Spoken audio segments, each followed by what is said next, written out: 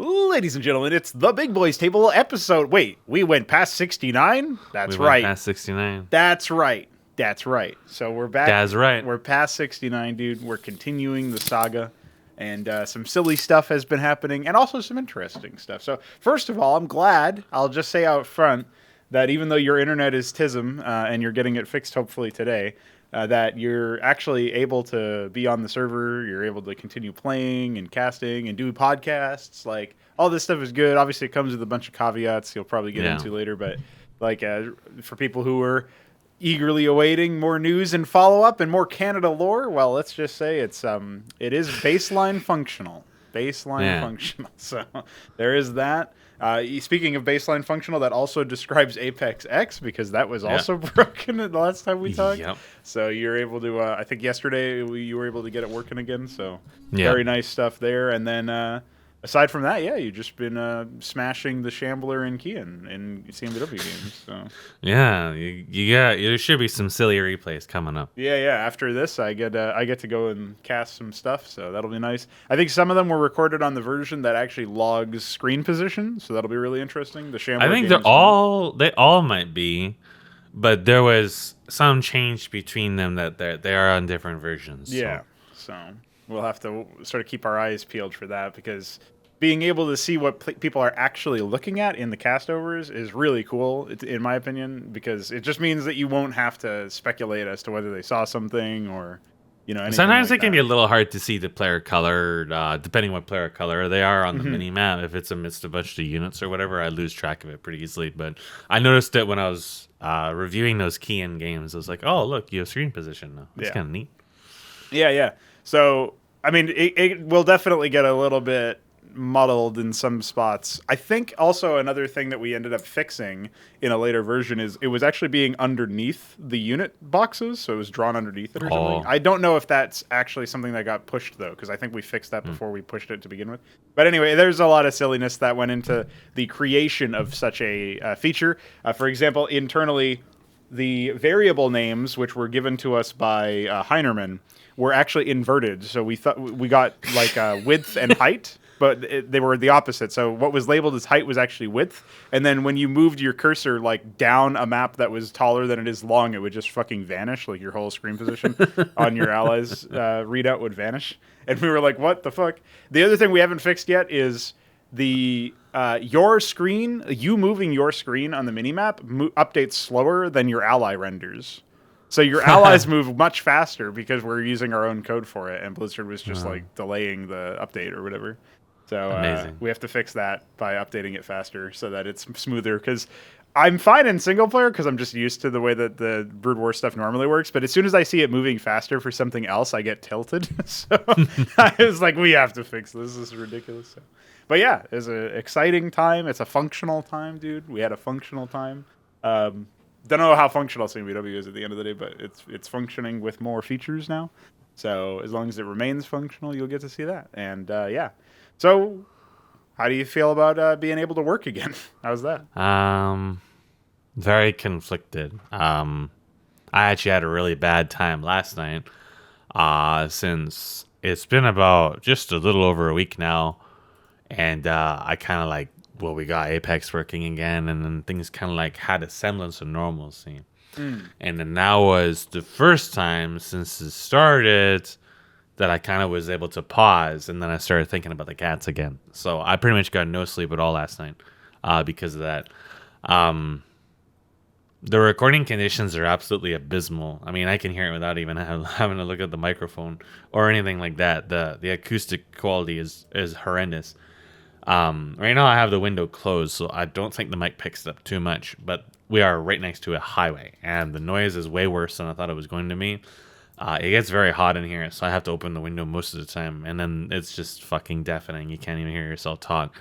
So, that does come up in the recording. In fact, you're going to hear it in some portion of Red Pill Roundup, which I am working on now. I'm also working on a coffee hour too, so those will go a little bit more in depth into some things. But I'm still researching acoustic solutions. As far as I can tell, unless I can steal like $10,000-$20,000, I'm not going to ever have even anything approaching remote functionality for recording here. I think I can possibly do like general recording like this during the daytime. I've already done a few test recordings, and maybe the ASMR recording at night. But I can never do voice acting again, and the quality is always going to be really terrible. Also, there's like people who live above us who are just like constantly knocking down furniture and banging things and running around. And I've never heard anyone talking yet, except for when they're out in the hallway. But I've definitely heard a lot of just pure chaos. I once heard kids screaming at the top of their lungs, but you could almost barely hear it. So it's suppressing a lot of the voices, but it's not suppressing the whatever chaos else is going on up there. Yeah, what usually happens in apartment cases is like if you hear somebody even walking, that will make a noise, but you Yep. won't be able to hear conversations. It's just like the way that the whole you would have to have actual separation. Like I mean, you're talking about acoustic treatment and stuff. You'd have to have like Yep. a separation between their ceiling and or your ceiling and their floor or whatever. Whatever Yeah, the case so may I be. was actually looking into that. There's like cargo blankets and stuff you can get. The problem being, of course, is you can't put anything on the walls or the ceiling. Yeah, there's even rules explicitly stating you can't even put anything on doors. So we're not even putting up any pictures or anything like that. I wonder So why they're so strict about something like that. I haven't heard that rule before in an apartment um, context. I think it's because from what I was told about when I talked to the real estate back in like 2018 when the other house was being sold the first time, is people don't look after their houses at all. Apparently, renters here, because we are in BC, it's a very, very immigrant heavy area. They just don't give a shit about anything. And I mean, I've seen that firsthand when they were trying to kick us out. And that was when the whole very, very, very illegal scam happened where we got our rent hiked by $300 transferring a contract. The house that we saw was your very typical house, $2,600 a month, 2-inch dividers between the floors that had no dividers on them, so it's just exposed jagged wood just waiting to just shatter all your toes and ankles on. Literal potholes like foot and a half, or somewhere like 6 inches, but somewhere literally like a foot and a half, foot deep, right in the middle of the kitchen. All the tile in the kitchen was shattered. They had one of those glass top stoves, which we have here, by the way, and I already hate it.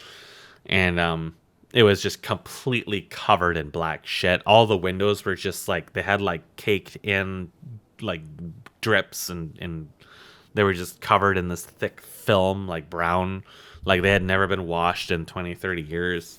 And $2,600 a month. They said it was ready to sell. So Yeah. that is apparently what the average house looks like here in Canada. That is what multiple real estate agencies have told me. And so I think that, when it comes to like a company, because this is a corporate owned building, is that they just flat out try to apply as many restrictions as possible because they know that nobody looks after their place at all. So you have people like us where we could put up a picture, but then before we move, I painted over all the holes and everything. And then by the time the paint dried, you never even knew a hole was there. So, but most people evidently are not like that. Yeah, it's really awful. I've looked into acoustic stuff for a while, and I'm basically just have given up on it. It's not going to happen. Yeah, because if you can't attach anything to the walls and then like be responsible for cleaning it up afterwards, that seems like Well, even well, like I've looked up both adhesive and tape, and both of them will destroy paint on the wall. Like command strips and everything like that are all capable of dealing damage to the paint. We don't even have paint for this place, so that would definitely be a problem.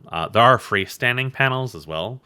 right. They start at I think about $500, $700 Yeah. a piece. That's where I was going with That's what I'm that. I saying was right like, now. if you Yeah. if you want anything that isn't gonna be on a wall or on a ceiling or whatever, you're just owned, like completely Yeah. owned.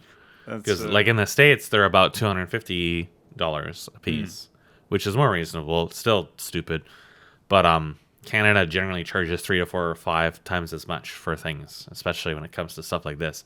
I'm pretty sure it's just because most of these businesses don't really operate in Canada because Canada doesn't really have anybody who does anything. So it's really awful. Originally, I was hoping to set up dividers. It turns out I don't have the space for dividers. My bed is literally right up next to me on a corner here. There is maybe a fourth of the space of the old room I had. So now it's got my bed and everything in it as well. So it's really really hard to move around. It's really really tight, and I was able to do some inventory Tetris, but yeah, there's no room in that inventory for really much of anything. If I had standing dividers, I had to move them while I'm sitting down with my cane and box myself in. It'd be really awkward. So Yeah. I it's had a really bad. similar like issue when I was trying to set up my green screen that you occasionally see in streams. And so yeah, what I've settled on is just it'll hang from the fucking back wall, and then I'll just make it look like it's there and useful or whatever. But like I can't really do a setup where I'm actually using it unless I change the height on my standing platforms to like a certain halfway point, and then like even then Yeah. it's like you have to kind of crop the view and stuff. So the actual room logistics, if you have a small room in an apartment, like it sounds like yours is smaller than mine, but it's comparable. Is those kind of things really do get in the way. You're not really going to have a really big house kind Yeah. of room unless you really are a homeowner in that sense. Yeah. So I'm hoping I'm still researching, but I'm not. There's not really like everybody just assumes you're a studio or you have a massive budget, and there's a lot of like cheap foam, but it's literally just normal packing foam. Yeah. You need actual, like if you're gonna get foam, you got to get the actual stuff. And I was hoping I'd at least get panels, standing panels I could put behind my monitors and just surround all my desk pieces in it, and then use my tall fan and stick like a blanket on it and stick that behind me and just hope that kills like at least 60-70% of the really bad stuff. Um, and then with curtains as well, but I haven't been able to even find a solution for that yet. So yeah, it's just going to be awful.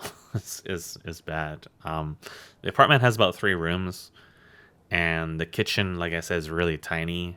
My grandmother's already proven to be an extreme annoyance, waking me up at 5 in the morning to scream about how I stole a divider from her bed that she actually threw out. We had junkers had to come and get it. It was $270, and it was impossible to sell. Nobody wanted it, so we threw it out along with a lot of other stuff. And she hadn't used it for a year anyways, so that's great. Yeah. This morning she had another episode where her bed's blocking the heater in her room, and I said, "Well, we're gonna have to move that." And she said, "So you don't have to move that. I just want to turn on the heat." And this is a person who will complain that it's too cold in like 40 Celsius. And I'm like, "You're probably gonna turn on the heat." And she's like, "Oh, why do you have to be so negative?" Like, what the fuck? Like, it just comes out of complete left field. So I just said, okay, to hell with you. So That's gonna be yeah, that's now gotta there's be its another. own level of stupid stress anyway, right? Is the It fact that you're is dealing with somebody who's not constant. necessarily very logical, or you can't It has even been like that necessarily forever. It's always been like that. yeah. I just feel like when you're dealing with people who aren't consistently a certain way, like at least within a range of certain ways, I'm not asking for people to be the same zombie every day or whatever, but like that can get really confusing. Like, there's a way to encapsulate that where I was talking with somebody who actually runs the department my brother now works in at my work, and he was like saying something about one of his coworkers who also is like a manager or whatever, and he's like, if she was the same way every day, then I'd be fine with it, but you have no idea what you're getting into. And that's sort of like the thing that I get, the same vibe I get is like, Yeah. you could just get your head chewed off, or you could get no problem at all. And it's like, Yeah, how's a man supposed to understand what's going on here? it is stupid. I mean, it's always been that way. It's not just dementia. It's also just the way she is. She's just made bad decisions her whole life Mm. and has never been thoroughly punished for it. So she's just accustomed to making bad decisions and letting other people make up for it. We were hoping all along that she would get more independent when we're in an apartment. Now she can do her own laundry and everything else. Nope, I've got to do even more. So it's Yeah. I've been able to sit down for less than a quarter of the day most of the time, and it's not been moving stuff around. We've had help for that, thankfully, but it's just for incredibly asinine, simple shit. So, yeah, if it wasn't for that, I probably actually wouldn't be doing too bad. Sans the technical problems I'm not sure how to deal with, but it is extremely small, and that's definitely claustrophobia has definitely proven to be already an issue. the heat is definitely quite high. It's very hard to cool this place off. So once these wheels finally arrive for the air conditioner for me to fix it, because they broke one of our air conditioners, and hopefully they're the right wheels. By the way, $50 in Canada, $16 in the States, same thing. What the fuck? Yeah, there's a lot of that. There is a lot of that. It's really, really stupid. It's not just conversion. It's literally just Canadians are stupid enough to pay that much more, so everything gets charged that much more. I was going to say, like, what is the reason for... Because I know it's not the conversion. It's not actually... $16 is not worth 50 funny money. It is literally just people ripping off Canadians because Canadians are gullible retards. Like, that's it. I didn't know there was... Always. I didn't really know how much American privilege I had. Because like it's even locally bound like that too. I mean, even like way back when I got my Nandy and her Pro, they wanted $1,200 for it here, and where HKS was, it was $400. That's about 15 minutes away at the time. And I told the store and I said, "Will you price match this?" And they said, "No, just go get it over there." So that's what I did. It's literally like $600, $700 cheaper to travel 15 minutes, and that's the case with a lot of things locally too. So it's like an online is incredibly stupid. It's like I would order these panels from the States, but they want to charge over $150 for shipping. So I've done that with a lot of things before, like before like 2013, 2014, when the real insanity really began to take off. It was just I would just order things from the States, and yeah, Canada charges like 3 or 4 times the shipping going from the States as it does like Japan, but it was still cheaper to buy shit from the States than it was Canada. So they just started tacking even more fees onto it or raising the prices or whatever. Yeah, like or in the case of import Amazon, stuff. they'll actually refuse just to ship outright. So I had like that microphone stand I used for the Yeti for recording for Retribution. The States wanted like $40 for it. Canada wanted $80 for it. It would have cost about $15-$20 for shipping tops. I'm like, sure, I'll just buy that from the States. Nope, they won't ship it. They force you to use the Canadian price. So it came to like $120 total. It's like, it's stupid, especially when it comes to hardware. Like the Reverb Shield I got it for about $40. Nowadays, they wanted like $150 for it. Yeah, just I mean, some of that is also going to be inflation, but it doesn't account for everything. Like, And this was before the ridiculous. inflation hit, so I'm sure it's even more now. Yeah. The clocks I was looking at, literally twice as expensive. $70, $80 all the way up to $180, $190. Oh yeah, you just wanted you were telling me earlier you wanted this like garish clock on the somewhere to station. I ended up getting a an imitation Nixie tube clock. So I had to get a more expensive one because the one I was looking at, for one, they wouldn't give me a free shipping on it. And for two, it was going to be over a month away, and I said, no, the person I'm shipping to is not even going to be here in a month. So I had to get a more expensive one. It's so stupid. Yeah. Well, I searched that up, and I found this, so... Yeah, mine's kind of like that, except bigger and square. It'll come out. I don't know when it's going to be here, maybe in like a week or two. And I see the square variants. I just can't believe that all the fucking previews are 3s. Like... Like, of all the things to preview on a clock, why would you show 3333? Like, I don't know. It's fucking Metzen. His chin hairs are everywhere, and his alcohol breath is everywhere. So yeah, most of my stuff went into storage. One of my grandmother's relatives offered storage, so I've got probably about $6,000-$7,000 worth of stuff in storage now. I don't expect to ever see it again. Like I don't think we're getting out of here or out of apartments in general because the cost of living is so high now. So yeah, it's just been a really awful time altogether. The moving process itself was difficult. The movers we had were better this time than the last time. The junkers were more expensive. The movers were cheaper. So it kind of sort of evened out. And I managed to escape with most of my money intact, thankfully. I think I'm still owed, I don't know, $500+ right now, but I have enough right now that I don't have to worry too much, other than obviously stuff that's well beyond my price range. So, and a couple people helped out anyway, so that was nice. Yeah, it's and right now the biggest issue is just my grandmother. So dealing with her, and shipments too. So When we came here to look through the first time, and I probably mentioned this in the last coffee hour, is we saw people just leaving packages out in the front. Yes. So there was a package of pre-made meals just sitting out there waiting for someone to pick it up. Apparently that is actually not standard practice. Apparently the standard practice is that if people don't answer a phone call, it is immediately returned.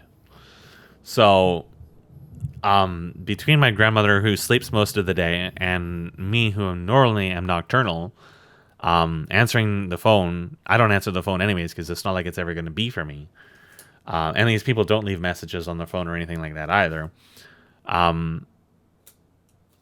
There is not really a lot of coverage for answering the phone. Plus, she can't reach it because she always puts it across the room. So she calls me over to get it for her instead of getting up and getting it herself or keeping it with her. So that's also an incessant issue as well. But that's kind of beside the point. People don't answer the phone very often here. So now you have to be on call pretty much the entire day from the crack of dawn, like 6 a.m. till I think about 10 or so at night for Amazon or anybody else to phone. If you do not answer the phone right away, they're gone. They do not wait. And then you have to either go to a post office or you have to order it again. So obviously we can't go to a post office. So that actually makes things really annoying because we order everything, like our food, our any appliances or anything that we need has to be ordered in. Are you basically dealing with multiple deliveries a day or something to that effect? With my grandmother, oftentimes, 5, 6, 7 deliveries a day, easily. She is a shopaholic, and then what she does is she returns them constantly. So that's how she manages to fund it. Is she buys and returns and buys and returns. So back when before Smokey died, before when we were driving around, it was always up to me to have to get up at 8 in the morning because that's the only time she goes out, and go to the post office and return like 2 or 3 packages at a time every single day. Jesus. Now, what she does is she has my aunt do it instead. So my aunt has to come over and constantly return shit. And like it's dumb. It's tapered off because of the move, but she's just picking it right back up again. Yeah. So that's actually part of the clip I have in my video that you're going to hear is my aunt's response to some of that and just the general absurdity of what that situation was and why it was. It's a very, very short clip, but it encapsulates my experience with this. So, if it was just me, I think I would be able to get along if I had the money for it. But with her, the stress is multiplied like a gabillion fucking times. And unfortunately, because of finances, that is just a situation you're forcibly stuck in. Yeah, because even with this reduction in size or whatever, I think you said that the rent isn't actually that the rent is about less. the same. Yeah. It's slightly cheaper, but it's not the like difference may pay for the movers and stuff in like 2 or 3 years. Right. So it's not really any better. Of course, living on your own is entirely out of the question. So. Have you actually looked into like a studio apartment or whatever they are? I don't even know what they're like. Yeah, they cost too much. It's too much. It's I could never afford it. So yeah, I think the way most people seem to get out, at least over here, is like they'll just be one of like 5 people in a fucking house. Yeah, and share the rent or whatever. But no. You'd have to find people who you could actually tolerate, obviously. Yeah, that wouldn't I mean, even people I can tolerate, I just can't stand being near people in general, right? Like, I have extreme social anxiety. It makes me nervous to be near people. It doesn't matter if I know them or not. It's just extremely grating to me. And that makes this closed space even worse because before I get good, I mean, the sound in that house was terrible. You can hear her snoring from all the way across the house, but at least you are far enough away. Here, they're always within like 10 feet of you every single hour of the day. And then you got people all around you too. So you're just constantly on edge, right? So it's really awful. And that's also why I was looking into those cargo blankets. Because if I could mount those up, if I was allowed to, I would just cover the entire goddamn room in them. Because they're supposed to suppress everything except for high frequencies. Well, the walls suppress high frequencies. So it would hopefully like give me a pretty good little booth kind of effect, but mounting those is not that easy, and I don't have anything to hang them on. And even if I could find some stands to hang them on, I actually don't got room for that, so it's really extra bad. No, every day is just a fucking disaster like that. So the only thing I really try to do is just try to focus on my work. So Unreal had I'm just gonna find it in HKS's log again. You know what I was going to So say is that if you had to tolerate other people, you would just have to start a podcast with them, and you can do all your communication through podcasts instead of actually having to be face to face. It's easy. yeah, someone was actually telling me that she said her ideal relationship with someone is that they never actually physically speak together. They just use their phones or whatever. Yeah, that's kind of what it's like. Yeah, here's it. Lumen fixed conditions for wave ops and shaders. They were incorrect for GPUs supporting only 64. And that And this was stopping the whole project from launching? it stopped the editor and things built from the editor from launching. Nice. So I don't know what exactly that's in relations to. It's something to do with the D3, D12 RHI. Yeah. And yeah, both the editor and anything built with it would crash on startup with a very, very vague shader pipeline error that's basically impossible to debug. Yeah. So that I was working in the end of March, and then we upped and ran into that, and then I haven't been able to launch it until yesterday. So the Swedishman actually sent me a video of a partial playthrough of the first voyage, which is quite old now. And I had other recordings of updates prior to that, but I scrapped them all and took this opportunity to make a new one. So that will hopefully be internally available today. Maybe later today, because it's going to take me a while to upload, and I don't know what's going to happen at any point. Like at any point, I could be called now for the mattress, and then the Shaw guy's coming in potentially an hour, maybe many hours. I don't know. And yeah, we're just going to keep working on that. So the first things I did with that was I was looking at the Swedishman's feedback, and I implemented directional sensitivity on Stinger, where you need to have a directional held down for Stinger to activate, or you can use a base attack. So just more like general control stuff. Yeah, so we're just kind of like back with that now, and I would like to get back into general casting too, but I need my days to not be peak insanity. I need to not be running around every 10, 15 minutes. I need people to be able to look after themselves for a change, Yeah. And then I can start thinking about like finishing up Dark Souls 2. Well, more like starting it up because I'm still in the beginning of the game. And then trying to fix the Final Fantasy 14 recording that has 5 hours of completely unrecoverable corrupted audio. That one's going to be interesting. I always thought that if you had to compare any of the Dark Souls games, it was funny that most people thought Dark Souls 2 is terrible, but they were like the people who liked Dark Souls 1 thought Dark Souls 2 was bad. There's actually a lot of conflicting opinions about Elderp Ring 2, which I wanted to do after Dark Souls 2. Yeah. And I've been warned about both games. So yeah, but were you warned by people who are big fans of the genre? Is that it? Because like as far as I can tell, Elderp Ring, as you call it, is really dumb. Like it's got a lot of stupid things about it. There was apparently it does all the things people hate a lot. Yeah, there was apparently a bugged wall where it took 50 hits to actually reveal that it was a hidden wall. That was a good one. I wouldn't have believed it if you told me that was bugged. I would just be like, nah, dude, they clearly intended this. So. Yeah, well, it's hard to tell because they're using that ancient Sony engine. I forget what it's called. It's really bad. They said, "Oh, it's a new engine." No, it's not. No, it's literally on their fucking Wikipedia page that they were given this engine to make a game with. To what was it from Morrowind or whatever to fight Morrowind or something? Or maybe I'm thinking of someone else. But their C team made this really shitty game called Demon Souls, and Americans seemed to like it because Americans like shitty games.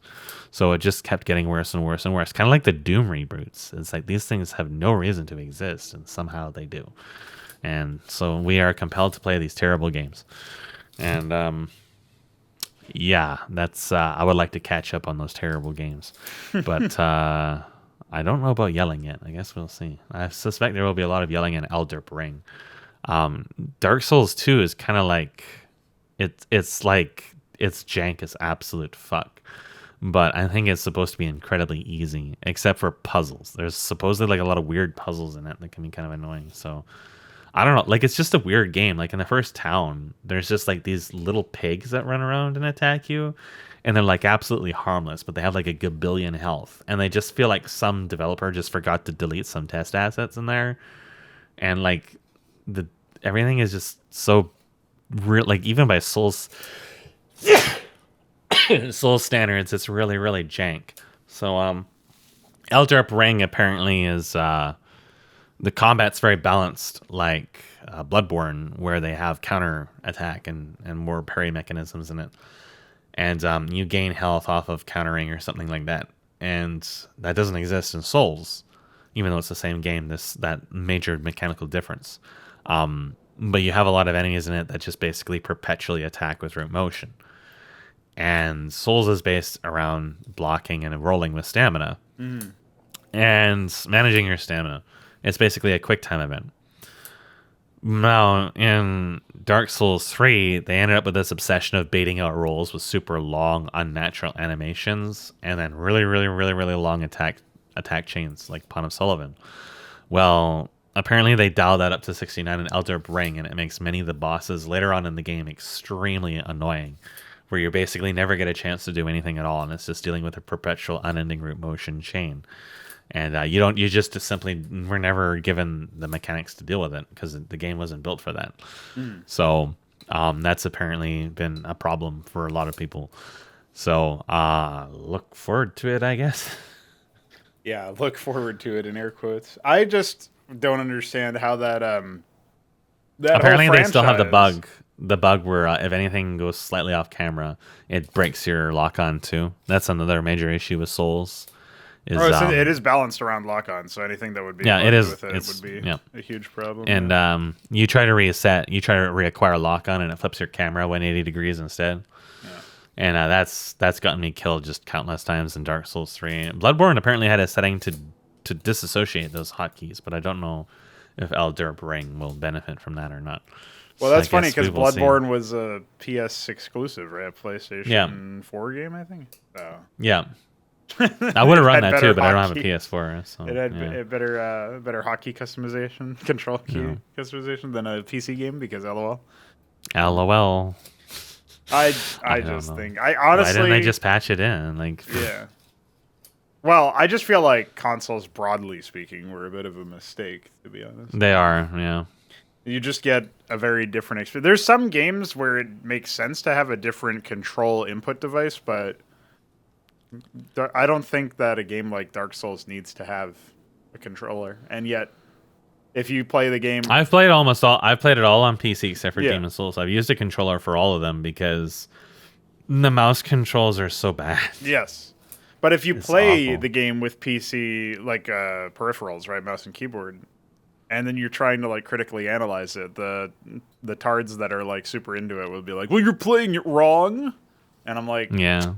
I mean, I can see where maybe I would have a slight competitive advantage in the game or whatever if I did go for the controller because, like, okay, maybe that's actually what it was designed for, but I bought the game. I don't fucking have a controller lying around. Let me just... Yeah. I'm going to play the game this way or whatever. You know, it doesn't make any sense. Well, there's definitely cases that games are on the console that just don't belong on there, like shooters, for example. Yeah. Shooters absolutely do not belong. Well, think about the things that they've added to shooters to compensate for the fact that they're using console hardware, like the aim assist and the fucking like all the lag compensation stuff that didn't need to be there really, and anything to do with like the fact that your FPS is still running at like 30 or 60 or whatever, depending on how far back you're going.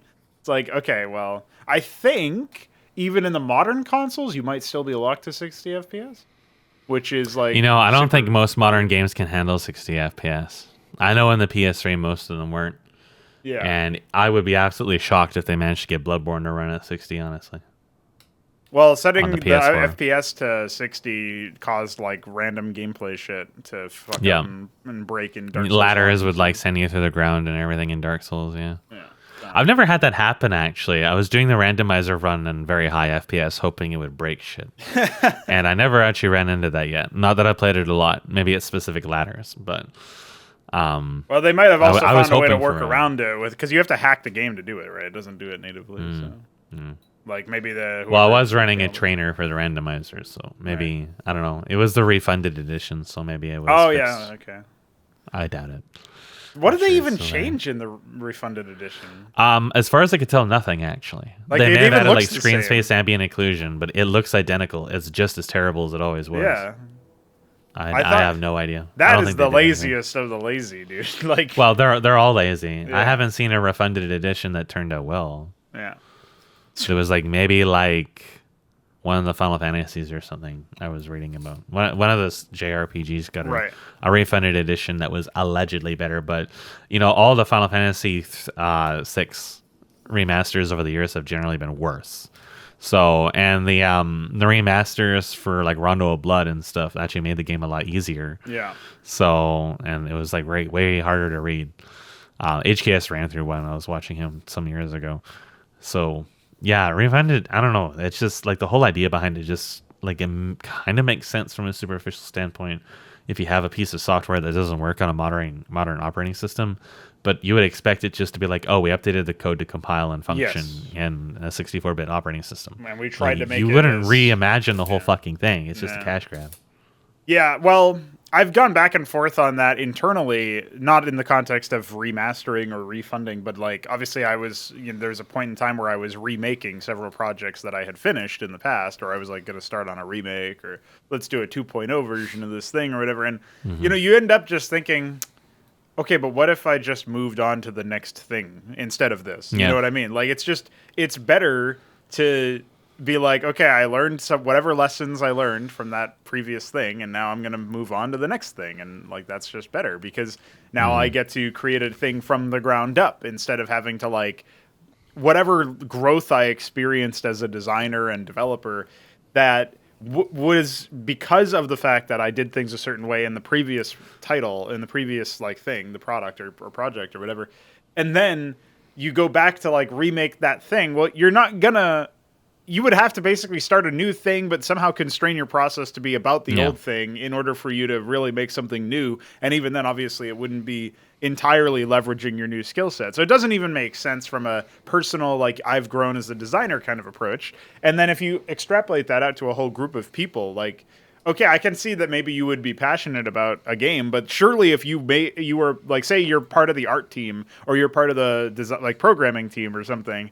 I mean, it's bad to have a team of programmers, really, but say you're okay, the engine architect guy. Like you're gonna have learned a lot by doing the thing, and but if you go back and change stuff about how the engine works so that it's better and faster or whatever, that probably is going to result in some meaningful differences in the gameplay or in how the game runs in some way or whatever. In addition to like maybe the optimizations that you're doing or the improved like FPS or whatever, you're also going to be changing how the game functions. And that's kind of unavoidable. And I don't really see why you would like want to deliberately keep your code bad so that you can keep the old thing. So there's all these things that conflict with the idea that, oh, I'm going to remaster something. I'm going to refund something. I'm going to do all this stuff. And like, yeah, but you're not really doing anything new. And that's the main critique I have of the whole approach is that we're basically going through what Hollywood went through like 10, 20 years ago, where they were just remaking everything instead of doing anything new. And Hollywood doesn't really do anything new now, but they're not remaking stuff. Like I guess they are still, there's occasional reboots or whatever. But I don't know. It's not as widespread as it used to be. It's definitely like, a lot of people are very bored of it. And in games, we seem to not be very bored with it. So, what did you say? Today we get cuties instead. Oh, well, forgot about that Which one. is worse? It's debatable, huh? Yeah, well, I guess at least you can say that's a novel concept. Yeah, I guess. Not very novel in the left sphere, but Nah. definitely in the right sphere, that's for sure. Yeah. At least outside of the church. Silly. I just think we could definitely stand to have more original ideas, or at the very least, We could new stand to things. have original ideas. Yeah. Like, At all. Just, yeah, but like, that's why You I guys can caught try, myself. I was like, there's not really that many original ideas. But if you just have people actually doing something new instead of remaking old shit, you're going to get more things that have potential to be good. And instead of just like, let me make a probably worse version of this thing that already exists. And even if it's better, it's still a thing that already existed, and maybe it's like a 10% or 5% like improvement or whatever. It's like better than making a whole thing. No, it's not. Like the whole new thing might be a significant upgrade to like whatever came before it in this genre or in the franchise if you're doing a sequel or something. Like, it would just Well, be that's way the better. problem. The problem when you're trying to remake old stuff Yes. is when you're like somebody who uses Reddit, you don't really have the brain functionality to understand how the old stuff worked to begin with. So, how are you going to make something new that is the same and even comparably as good? Like, let's take StarCraft, for example. You have all these shitty startups trying to make StarCraft clones, and then they add in heroes and veterancy and leveling and microtransactions and different game types for game modes and removing chunks of the game depending which game mode you're on and all this other stupid insanity. None of these people were at all involved with StarCraft. They don't understand StarCraft. They didn't make StarCraft. They're just cargo culting. It's like, oh, this was popular, so I'm going to make this. Right? To make something that is the same as something else, a product has to be an objective improvement from a previous product, else it's just a failure. And you set yourself up for failure by trying to copy something without actually fully understanding it. And most of the people trying to copy these things, whether it be in movies or in games or anywhere else, they don't understand these things at all. They never try to. Like, let's take a look at this fucking stove I've got to deal with now. So the stove in this place has this weird, like, glass top to it. I was told it's like a ceramic top stove. This thing gets so dirty and scratches so easily. I put a pan on it to make burgers the other day, and I looked at it the day after, and there's already several scratches in it. And it was like, I didn't drag it. I maybe turned it around once by just very lightly moving it, and it's already scratched. And we have, for all the rest of my life, used standard ovens with standard burners you just put shit on. Never once have I damaged one of those ovens in my entire life. And I cooked a hell of a lot. I cooked everything from bread to buns to soup to meat to you name it. I was a cook. I didn't damage anything ever, and I wasn't particularly careful with those. It's just they were just built better. This oven heats slower. The stove heats slower than the others. I haven't tried the oven part of it yet, but I'm looking at it. There's no burners on the bottom at all, so I'm not sure, like, how do you do baking in this, right? It's obviously a different kind of an oven. Maybe it's better, maybe not. But the stove part, I can tell you, is not better. It is slower, and it's more easy to damage, and it gets dirty really easily. And I was trying to wipe it off, and it's so hard to clean off by wiping. And every single person I've ever talked to about these says they're all terrible. Why is it objectively worse? They're new, right? It's new. But then, like, when you're using it, like, I'm just a person who cooks shit. Yeah. I don't want to have to autistically clean this with some special substance when before I could just use fucking vinegar and be done with it. I don't want to have to worry about scratching it by just moving stuff around while I'm cooking. Like, it is just antithetical to the entire process of being in a fucking kitchen. Like, it just doesn't make any damn lick of sense where you gotta walk on eggshells while dealing with this while also having something that cooks more slowly than everything else. Which means you have more And, like, opportunity to fuck it up, dude. The fridge is the same way as well. The fridge is smaller than our last fridge. Like, the interior space is shorter, but I think it's like a smart fridge, but it doesn't have any of the smart features. Like, there isn't any cameras or displays on it, but it beeps at you if you have it open for too much. And it's got a Samsung logo on it. Okay. But the inside of it, like, the doors are bulkier, but it holds less. And the other fridge was already smaller. And again, you know, I've gone from fridge to fridge to fridge over the years because we never owned a fucking home. And it's just like they progressively get shittier and shittier and harder to deal with. The doors are hard to open. My grandmother can't even open them. And, like, the freezer is on the bottom, which, okay. And, you know, it seems like it has comparable space, but it's much more frustrating to actually get stuff in and out of than just the standard freezer. Like, things are just changed for the sake of changing them without understanding why the originals worked the way they did. And it's like just to be quirky and clever. Oh, and then we got the toilets. Here's the real good one. Here's the real good one. So my grandmother has to use a raised toilet seat. And normally with the raised toilet seats, you just pop them on and they're there. The way that they're shaped, they kind of just fit on. You lift the original toilet seat, or maybe you take it off, and you just pop these on, and it's secure enough that you can sit on it and drop bombs and be done. Well, it won't fit on these toilets because they're elongated toilets, and they're apparently non-standard elongated toilets at that. Now, there are other toilet seats you can get for elongated toilets, and my aunt got one that has There was one I put on one of the other toilets that she didn't want to use that has arms on it. Well, this one wasn't really a toilet seat, but it was used to help you get up, and it was like a just a like a bent pipe with padding on it for handles, and on the back of it you had parts that you could put the bolts on that would normally hold the toilet seat. Mm-hmm. So the way that you put it on is you take the bolts out and you put this underneath the toilet seat, you put it all back together, and then it stays on there. Now in the previous toilets you just had these plastic bolts on either side of it, right? They get a little dirty, but you can just clean them off. I just washed them with bleach in the sink, but they're really easy to take on and off. You just reach down to the side. You don't even need to look at what you're doing because they're big. You can get your hands around them. I use a screwdriver to loosen them. They're just big plastic, screws or whatever. I just use a screwdriver, no problem. Take me like 3 minutes. These toilets, the bolts to take off the toilet seat to do anything are behind the toilet, deep behind, in the shaft, the vertical shaft that the toilet sits on. In that they're also right up against the wall, and that shaft is still like a full size shaft where it goes all the way back to where the back of the top part is, which means that you cannot see what you're doing even if you wanted to. To get your arm around it, you have to crawl onto the floor, wedge your shoulder into the back of the toilet in a space that you can't fit fucking anything into. And it was so small I couldn't even move my hand back and forth. And the bolts are smaller. They're little metal bolts. And you can't feel fucking anything. You can't see fucking anything. In order to even see what it looked like, I had to take out a flashlight and my tablet and like wedge them behind there. That was difficult to get enough space in them in there. And there's two separate little alcoves that are very deep back there to get back to where I don't know. Like it kind of reminds me of the Chinese fans, where when I was trying to service a big fan I had a while ago, and it was starting to seize up and stuff, and it was having difficulty starting. And everyone on the internet says, "Oh, it's probably got oil. It needs oil.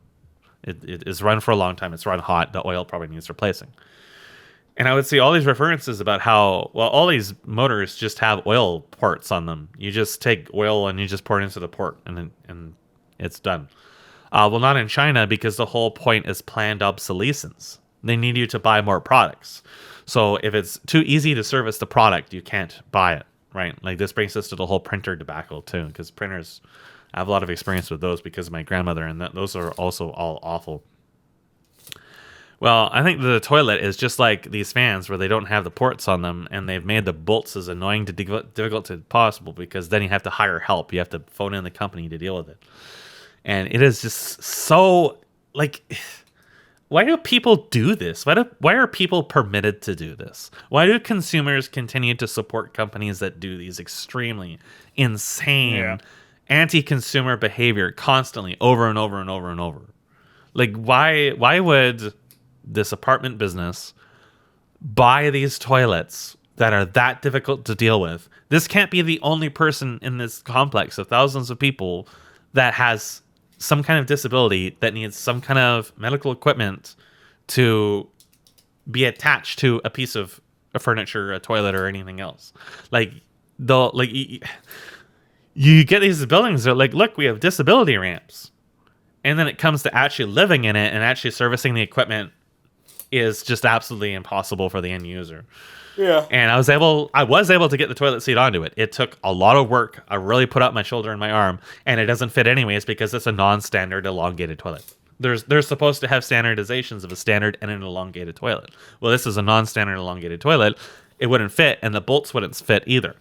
So it was a waste of like 3 hours, because then I had to get the other seat back on as well, and that was not as difficult, but it was still very hard. Well, you were asking why, and it's like, basically there's this phenomenon that happens with stuff in if you look at like how Apple does their whole process, and how when they do something it becomes like a trend for the other phone manufacturers and stuff. Mm-hmm. So there's Cargo Cult, the game. Well, there's this idea that like Apple removes the headphone jack because everybody's got wireless headphones now, right? And don't you all have phones basically? And then the other companies are like, oh, we can do that too because they're still buying the iPhone, so I Yep. guess they'll still buy our phone too. And it's not that you like can't vote with your wallet or whatever, but it's just that if every company adopts the same fucked up Yep. anti-consumer practice, if that's widespread enough that you really don't get much relief from such an approach, you are going to be in a situation where you can't really do much, right? You can't do much as an end user, as a consumer, to like, look for an option that's better, because odds are there is no better option. I mean, there might be options which are better slightly on a spectrum of like how terrible it is. You might get something less terrible, but still terrible. You know what I mean? Like, Yep. comparing shit to shit for which one is smellier is not really the ideal situation you want to be in as an end user or as a consumer. And repairability or being able to service something or edit something, change something about it, change the toilet seat in your case or whatever, that's been a dying art for a very long time, a dying trait of any sort of product. But certainly, and like the way it connects back to the gaming example is just like, yeah, you're going to get something that is meaningfully worse, meaningfully more closed off. You are in theory supposed to get more settings, more customizability when you get these remasters. Right now, I can change the frame rate, or I can change the render size, or whatever, in ways that I couldn't before. And in some cases, that's true. Like you think about the StarCraft remaster, it puts the options menu in the main menu instead of in game. It allows you to have you can choose between widescreen and black bars. So there's like a couple of different things you can do, right? Okay, great. But they also take away a bunch of stuff. And then there's all the stuff that's like actually a net decrement in terms of how good Chrome. Yeah, how good your end user experience is. The UI is built on Chromium. They have advertisements in the lobby, or in the main menu rather. They have microtransactions, right? They have skin packs. Now they only have 2 because they're fucking lazy, but they certainly could have added more, and that was one of the main things that they added it all for to begin with. I guess technically they have 3 because they have that Zelnaga fucking eye strain UI console thing that for your in-game console. That is really mental. But yeah, so they have like, there are some things that are genuinely like, you look at that and you say, okay, that is like an improvement of whatever percentage you want to put a number value on. But the overall trend is that it goes backwards in like now the default graphics are worse if you bought the remastered skin pack, harder to read, and etc. You didn't actually make the base game widescreen. You know what I mean? Like, if you switch to from remastered to the standard definition, I'm pretty sure it black bars you. That might not be true, but it's been a long time since I've actually played it. So. I mean, all you needed to know about the StarCraft remaster is how they doctored the GIFs and the videos for the original and the comparisons. That alone should have caused their company to go belly up. Well, like the fact that Blizzard did not just immediately collapse as a result. I think it's even worse than that because they took the screenshots with their like the inside their game, but they had a sharpening or softening filter, like a slider. They did that with StarCraft 2 as well. They just had the slider in game, is what I mean. Like, you could change the slider in game, and they just didn't disable it for the comparisons. So like, it's even worse because they had the means to do a more accurate comparison. I still have the videos from the original Browder battle reports, and they've run a sharpening filter on all of them. Yeah. Which doesn't, I don't know that it's actually at all, and I guess maybe it's easier to actually see some unit outlines when it's sharpened. No, it's bad. The sharpening filters are bad. That's why all Skyrim mods look like shit. Yeah. Because what they've done is they've just upscaled in Photoshop, just increase image by 2 times, and then apply a sharpening filter to it. It's horrible. And, I mean, Blizzard has been just a disaster for the industry for many reasons. Not just because their products were bad, but because they showed that you can make money with bad products. Yeah. Like Warcraft 3 was a disaster. Or even just any of their campaigns for any of their RTS games. Doesn't matter which one it is. And World of Warcraft was obviously a disaster too. Like, to this day, people are still copy-pasting that shitty art over and over and over. Like, they Doom Eternal looks exactly like World of Warcraft. Yep. No, they look absolutely fucking hideous because Blizzard showed, hey, you can put in no effort and get away with it. And graphics died with that. And like the photorealism is its own problem too. Like I prefer photorealism, but the problem with photorealism is it's always just like, okay, we scan some textures, now let's apply post-processing to it. Yeah. And it's like the only reason screen space is allowed today is because people permitted it. Yes. Right? Like people were not hard enough on FXAA and all this other awful, disgusting shit. And companies just kept getting away with this. And now everybody does it because who needs anti-aliasing anyways? Just blur the image, bro.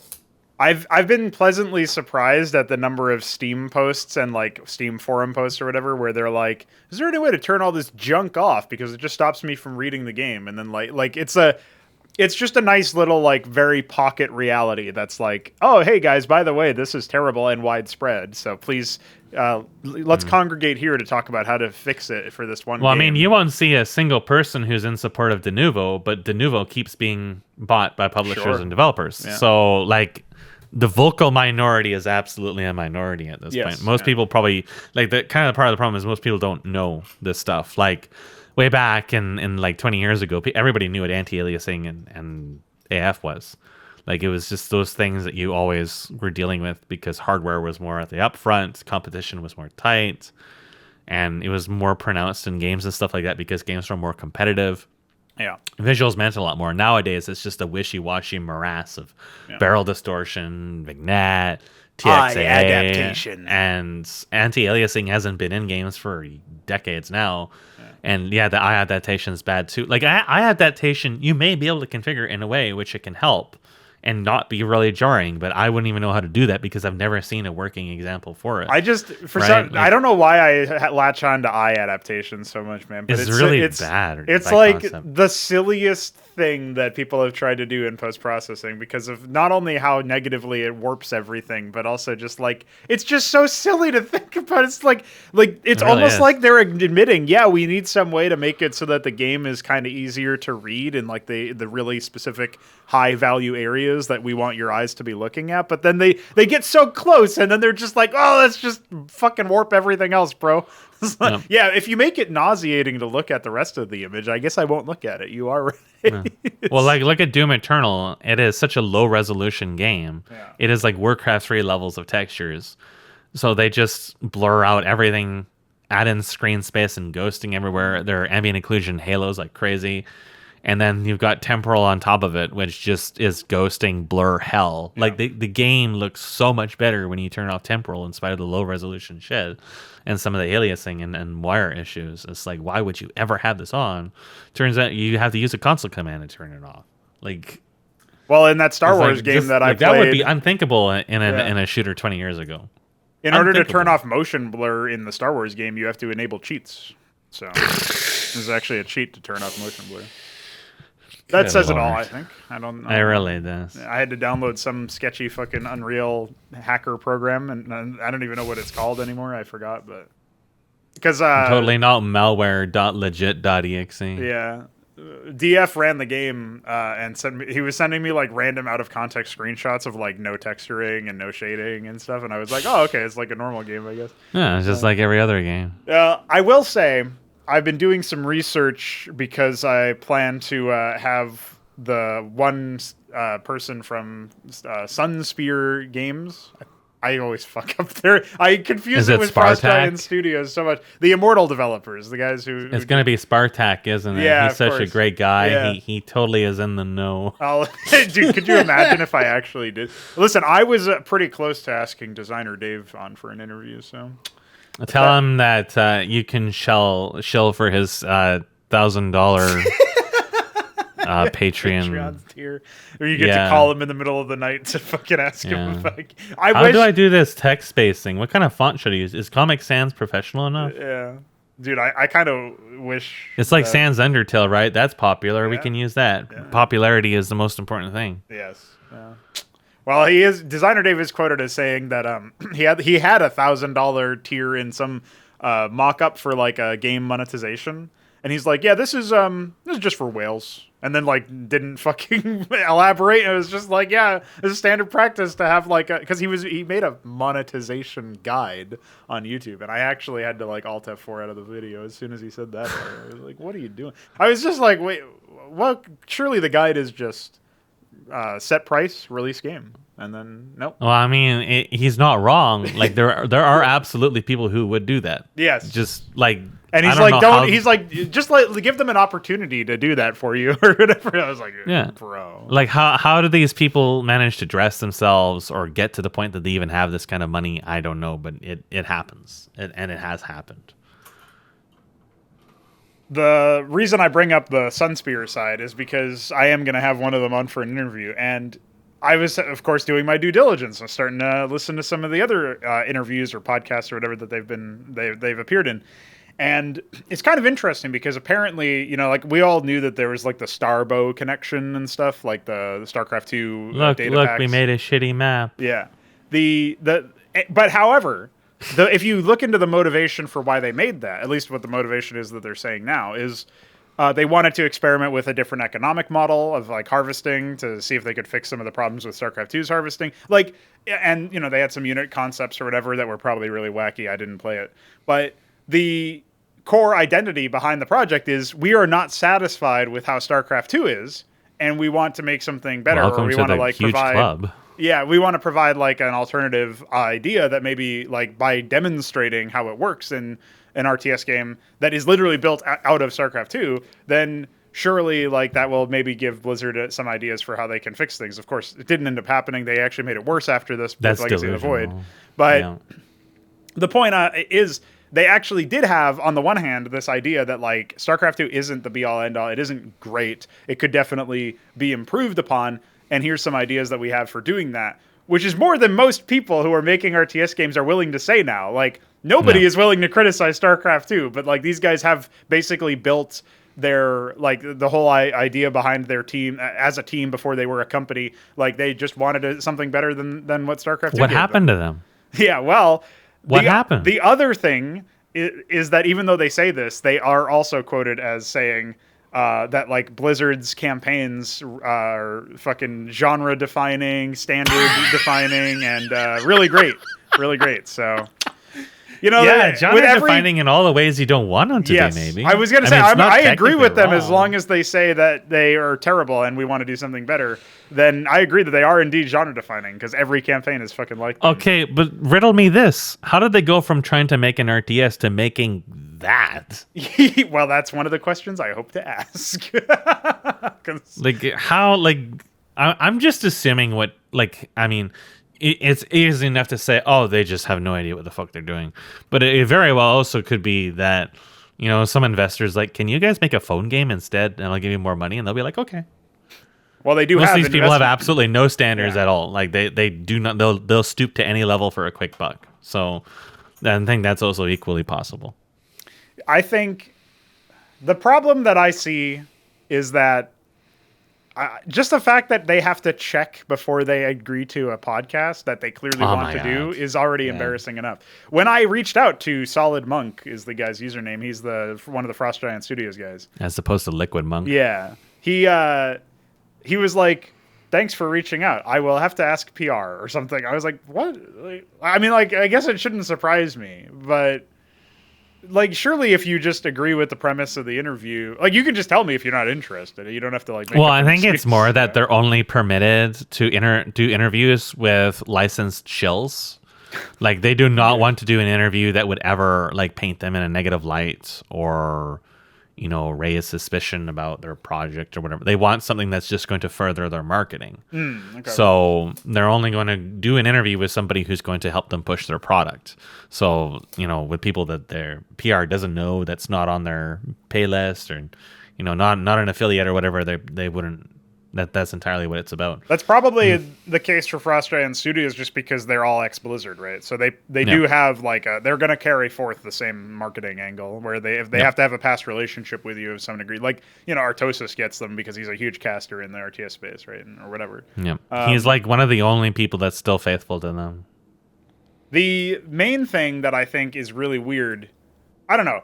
I just feel like, on the one hand, obviously, I come at Immortal from a very, like, I guess you could call it an adversarial relationship. I mean, it's not really, because I just want good RTS games, and I definitely don't think that they're on the right track for that. But There's some things that are interesting about the project to somebody like me, where they plan to eventually get up to like 15 races or whatever is what Fugudo was saying. I was like, oh, that's Well, I interesting. think the adversarial part, I think if a developer genuinely gave a shit about breaking into the scene, they would see that as an opportunity. Sure, yeah.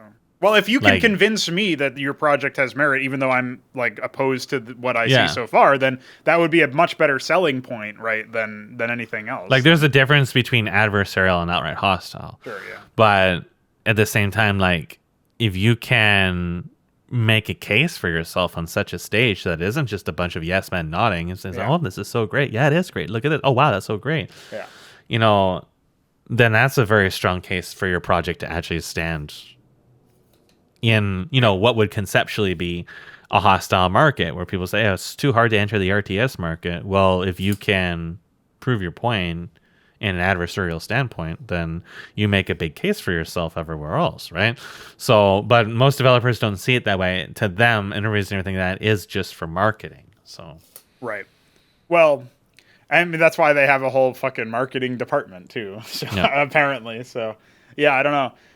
There's a lot of things that I think could at the very least prove to be interesting conversations, and there's also like the angle that I borrow from Thorin, where if he's sitting down with somebody for an interview, he views it as a collaboration between two people trying to make good interview content for people to yeah. listen, and like insightful, and providing answers to questions, and all this other stuff. It doesn't have to be that like I don't like insert game here. I'm talking to somebody who's involved with that game. Ergo, I'm just going to say that, like, ask you a bunch of shitty leading questions that, like, pigeonhole you or whatever. Like, if we are sitting down to talk, we're trying to do something, right? And, like, trying to get to the bottom of something. And even if we have a difference of opinion, I mean, I would hope that we do to some degree, because that's where you get, like, the most interesting conversations, is somebody trying to argue their case, present their case, and then a little bit of a back and forth, and then maybe if there happens to be multiple parts to something, because you can't always immediately sort of think about a response in the moment, maybe there's like more development of that conversation or whatever. Like even if outside of like an interview or a recorded podcast, if you just think about like two people talking, that's usually what happens. If they have some disagreement, It happens a lot less today. Yeah, It is right. it is very, very, very hard to have meaningful conversations today, just in general. Right. Because I don't know if it's because of political climates or everything related. I think it certainly has a strong role to it.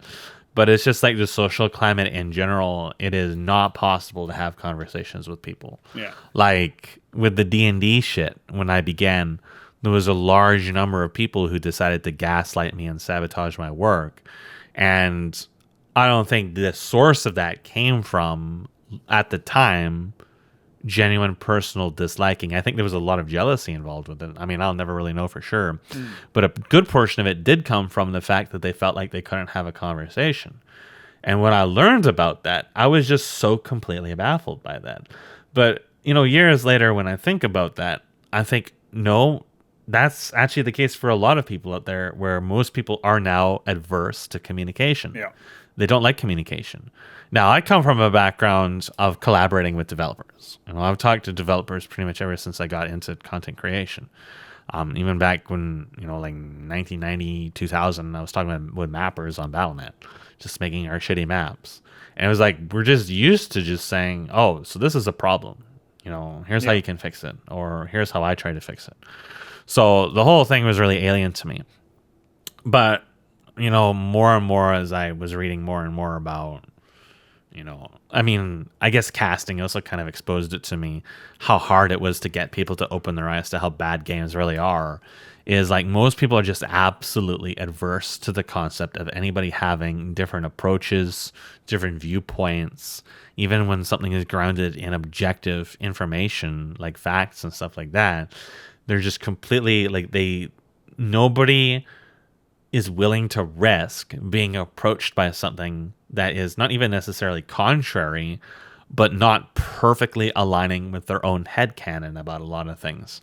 And HKS would tell me about all kinds of issues that would come up with games where, like, you would have a game, like, I guess Warframe was one of them, where they eventually, finally, years into it, release, like, some story bit that reveals stuff about the history or the characters or whatever. And then all the headcanon, all the things that people have imagined about what it is going to be, that's now been erased because the developer's like, hey, here's what actually happened. Yep. And then people go fucking ballistic over this shit because it ruined their headcanon. And then they're like, no, this can't be real. No, I'm going to keep believing my headcanon. Yeah, you know, that's that's sort just of, one face it. That same thing is happening to Frost Giant Studios because they tried to be all things to all people before revealing what their game actually is. So people are like, oh man, I can't wait to play Stormgate and have heroes and medieval stuff. And then the other people are like, I can't wait to play an RTS that has, you know, unit control and fucking, you know, sci-fi stuff or whatever. And then they kind of like try to do both of the themes with their setting, but then they obviously also try to have heroes in 3v3 but not in 1v1. It's like, yeah, you are designing multiple games here, guys. Yeah. And, you know, it would be nice if you could just make one. Could you do one, maybe? I don't think so. So, yeah. I think that's why they're trying to shotgun it out, because they hope just one thing sticks. Yeah. Right? But yeah, like the whole communication thing is like, with the D&D stuff that confused me for so long. But as I started doing a lot more reading about unrelated things, it kind of helped me parse, like, people are just adverse to communication as a concept. And then, of course, reading Faguro screenshots and just the general, like, community that surrounds shit like Frost Giant Studios and Immortal is, like, this is way more widespread than I thought. And then Luciferius, I don't know what the hell is his problem that compels him to go to Reddit. He must be like trying to recover from alcoholism and filling his head with a whole different kind of pain or whatever. But like the posts and the shit that he sees in there are just like, it is like, for me, it's impossible to view it as anything but some kind of really, really, really, really overarching satire. Really just like a British skit, something from Monty Python. But then you realize that people actually do think like this. And it's just, it kind of reminds me of the occasional time I would get a Reddit link on a video and I'd just get a spam of people I'm just going to delete and ban without even considering. Yeah. Because they're just like, it is just completely unapproachable. Like, you get, okay, so in one of your videos, I forget which one, but instead of talking about anything on the videos, they talk about your hair or something. And it's like, why? Well, like they obviously, the tone of the comment yeah. was that they took offense to something that you said in the video. But rather than discuss that, they're talking about your hair instead. Yeah. It's so the talk of the town, dude. Well, you'll get people who, especially the younger generation of people coming up, who think that, like, you know, it's some sort of epic own to bring up somebody's appearance or whatever. But that's sort of like, that kind of just washes over me, because the way that I think about it is I'm actually making content and putting my face up there. So, I mean, in the one hand, I'm kind of opening myself up to that vector of silly. But on the other hand, I actually have skin in the game. So, like, you like, I don't see these people who are commenting. These people don't have videos of them doing the same thing that I'm doing and, like, making points and whatever. And, like, to whatever degree, I swear to God, you were about to say making porn and I was going to screech. No. Dude, it's Not yet, Pr0nogo, as in no. Yeah, I just don't. Pro and only fans. There it is. Only frauds. I don't think that there's too many people who make comments like that who also actually make content. You know what I mean? Like, who are presenting. I may be the only one. Who make contents about people's hair or comments? Yeah. I just focus on the little things because I'm petty. It works out. I mean, whatever. As long as you're actually doing stuff, then I don't really care as much. Like, if people are just going to come in and do that sort of base tier Reddit or whatever, like, comment where they're not contributing to the conversation. I mean, they're voicing that they don't like your video or whatever, but they're not giving you any feedback. But they're not approaching it from the video. Like, they don't touch the content because they don't really know how to, I guess. And yeah, I mean, technically, my hair is part of the content, but a very minor part. It's not really there. Just have a different hairstyle for everyone. Have an afro. Just like culturally appropriate everything you can. That would be funny if I somehow managed to get an afro before the interview that I'm doing. And just present it as if it's normal. Go to a mohawk or something next. Yeah. If only you could change your hair as often as you could in, like, a Saints Row. You need to have Polnareff's hairstyle from JoJo. Is that somebody who has an enormous head? He has a very distinct hair. Okay. Here, I'll find. I don't even know how to spell his name because I think it's French. Ricky. He's yeah, that's the hairstyle you need. Absolutely.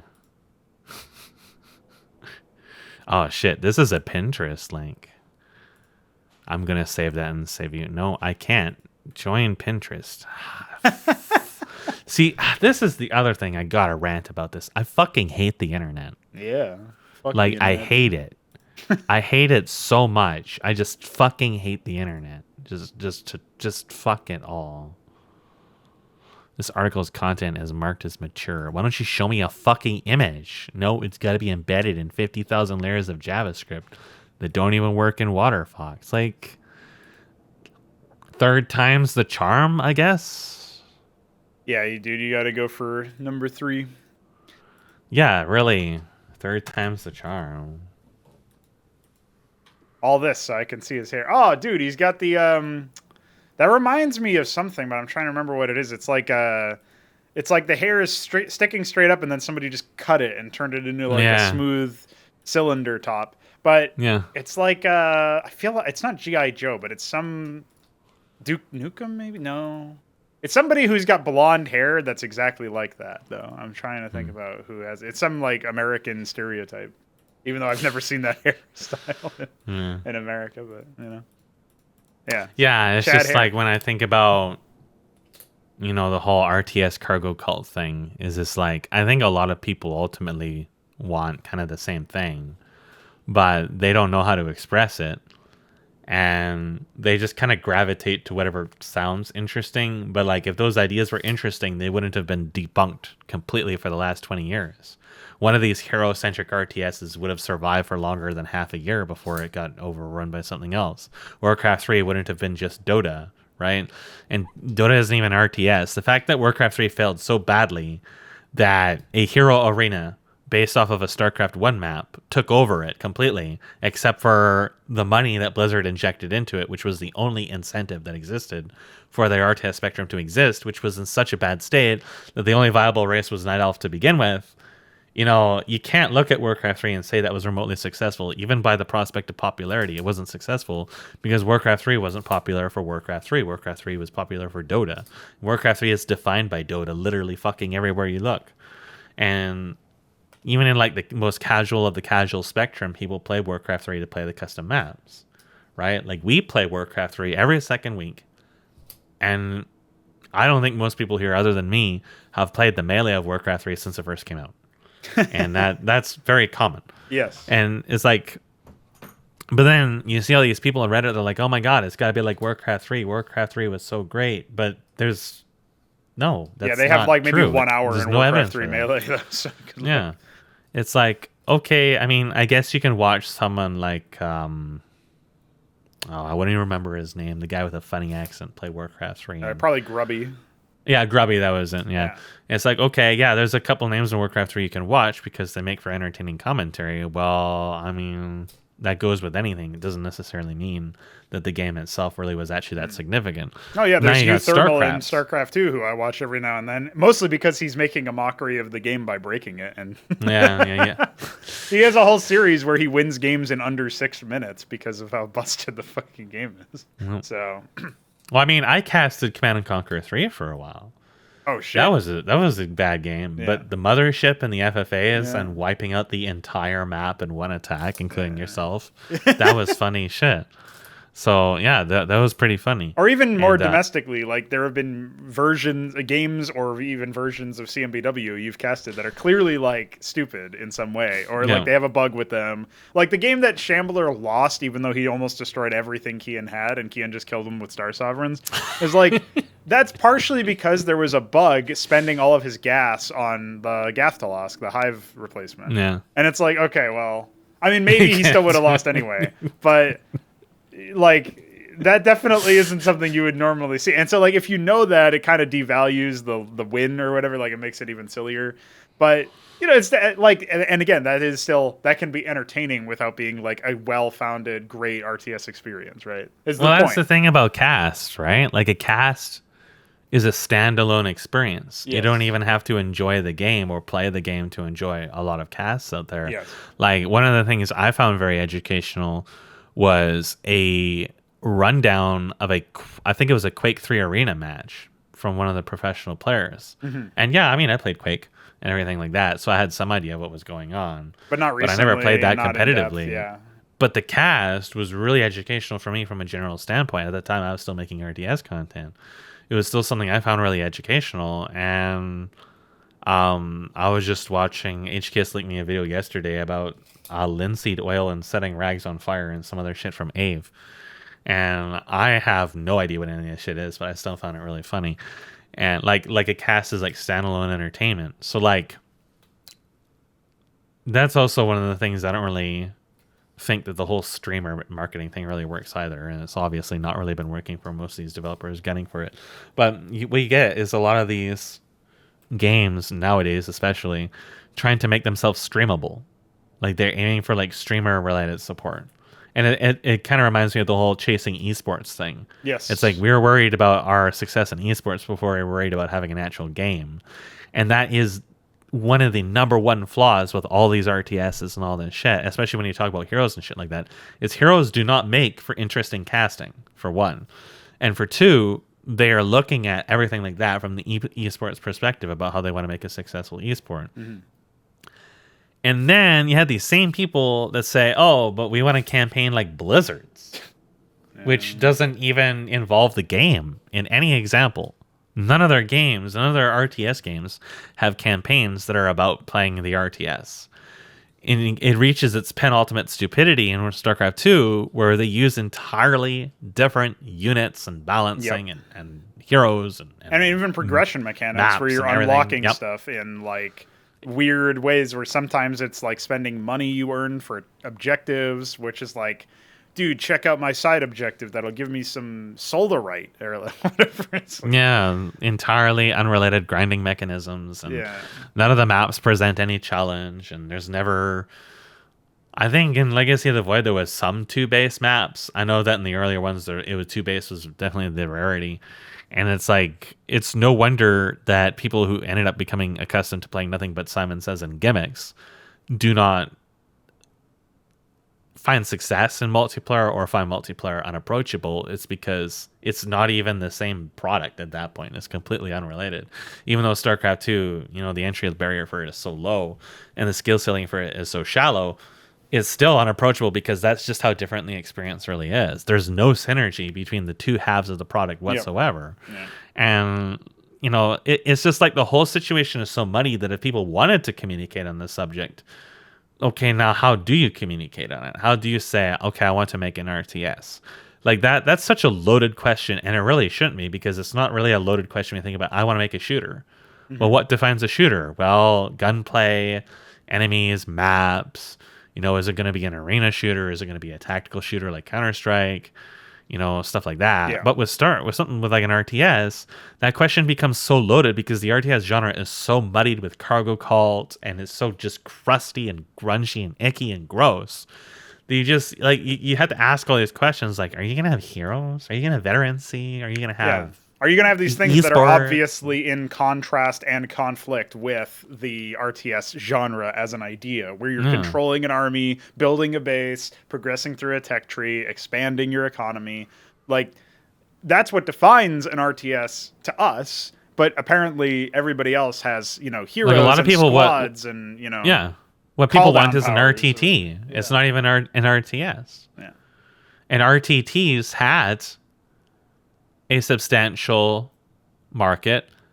I forget the name of it, Global Conflict or something like that. The Bybod played it for a bit. There's also Company of Heroes and stuff too. Yeah, those are the last major RTTs that I know of personally. But what people are aiming for with stuff like Immortal or whatever is an RTT. They don't want an RTS. They want an RTT. But they can't even communicate it at that point, because that is how muddied everything became, especially because of Warcraft 3, because the developers for Warcraft 3 didn't know what they wanted either. The whole company was split on it, and so you ended up with something that was literally nothing. It was just a conglomeration of half-baked ideas at the absolute best of times, and people like Designer Dave, who's sole claim to fame was an extraordinarily buggy and broken map where the AI will leash their attack waves inside of your base. Melganis will just snap in half and sit in a corner of the map, and enemy bases are like invincible or whatever the fuck. I don't remember if they were invincible in that map. Maybe I killed his base and he still was standing there spinning. And it's been a while and it's a blur of pain. All I know is that that was one of the most broken maps of any RTS I have ever played. And it really says a lot. Like when people look at that favorably, that's the example for the RTS you go by instead of StarCraft, which has existed and remains competitive to present day. It has endured so long for so many reasons. That's the formula you should be studying. You know, that's the thing you should be trying to cargo cult instead of all this other asinine shit. And I know, I think it was Mr. Z was talking in the surveys, like, I don't think there's many developers over the age of 40 that are good developers. That can make a game, yeah. Yeah. But the thing is I think it has nothing to do with age. I think it just has something to do with common sense. Like this isn't rocket science. It's not like you're sitting in a university room, you know, going through textbook after textbook about this shit. It's literally just common sense. Like, it's just look at what makes a game fun, overcoming challenges, generally speaking. That's well, if what anything, games have fundamentally always been about. The older developers would be the ones who you'd think would be best equipped because they saw the rise and fall of so many different Yeah, they have the most games experience and information to go with. Exactly. And the most lived experience, right? Like, they know what works and what doesn't from a very basic, down-to-earth standpoint. But I mean, you don't think that, like, old movie directors are worse equipped than young ones, necessarily. Like, there's something to be said for the young guy who throws, you know, convention to the wind or, like, you know, is able to maybe reinvent something because he's got, like, a unique vision. But also, a lot of the older movie directors are the ones who have, like, the best back catalog and all this wealth of experience to draw upon from watching films and stuff. So the only reason why you'd think about age in gaming is because maybe old people don't play games as much. And yeah, if that's the case, if you're not playing games, you shouldn't be designing them. But I think that's a separate problem because people of all ages just don't play games, or if they do, they're doing so in a way that is incongruent with the way that, like, the kind of game they're making. They, not to say genre, it's more like the way that they approach it. It's the people who are going to play a game very casually and, you know, play StarCraft 2 co-op or whatever, and then try to make a competitive RTS game in air quotes, or it's like. But these are two different things. Like your day-to-day experience of integrating with the genre or interacting with the genre is to not actually approach it from a competitive mindset where you're trying to win and overcome challenge, because there is no challenge in a lot of this content, right? If you're not, I guess at this point, if you're not playing like ladder in some of these RTS games, you probably aren't being put up with much challenge at all in any of these games. And so the idea that you're going to be able to have a good background to draw upon, I mean, we've talked about this before. It's like if something you're doing in Apex or something I'm doing in CMBW is just like totally unexplored territory, it's going to be a lot harder to feel your way through it because you got to really stumble around first.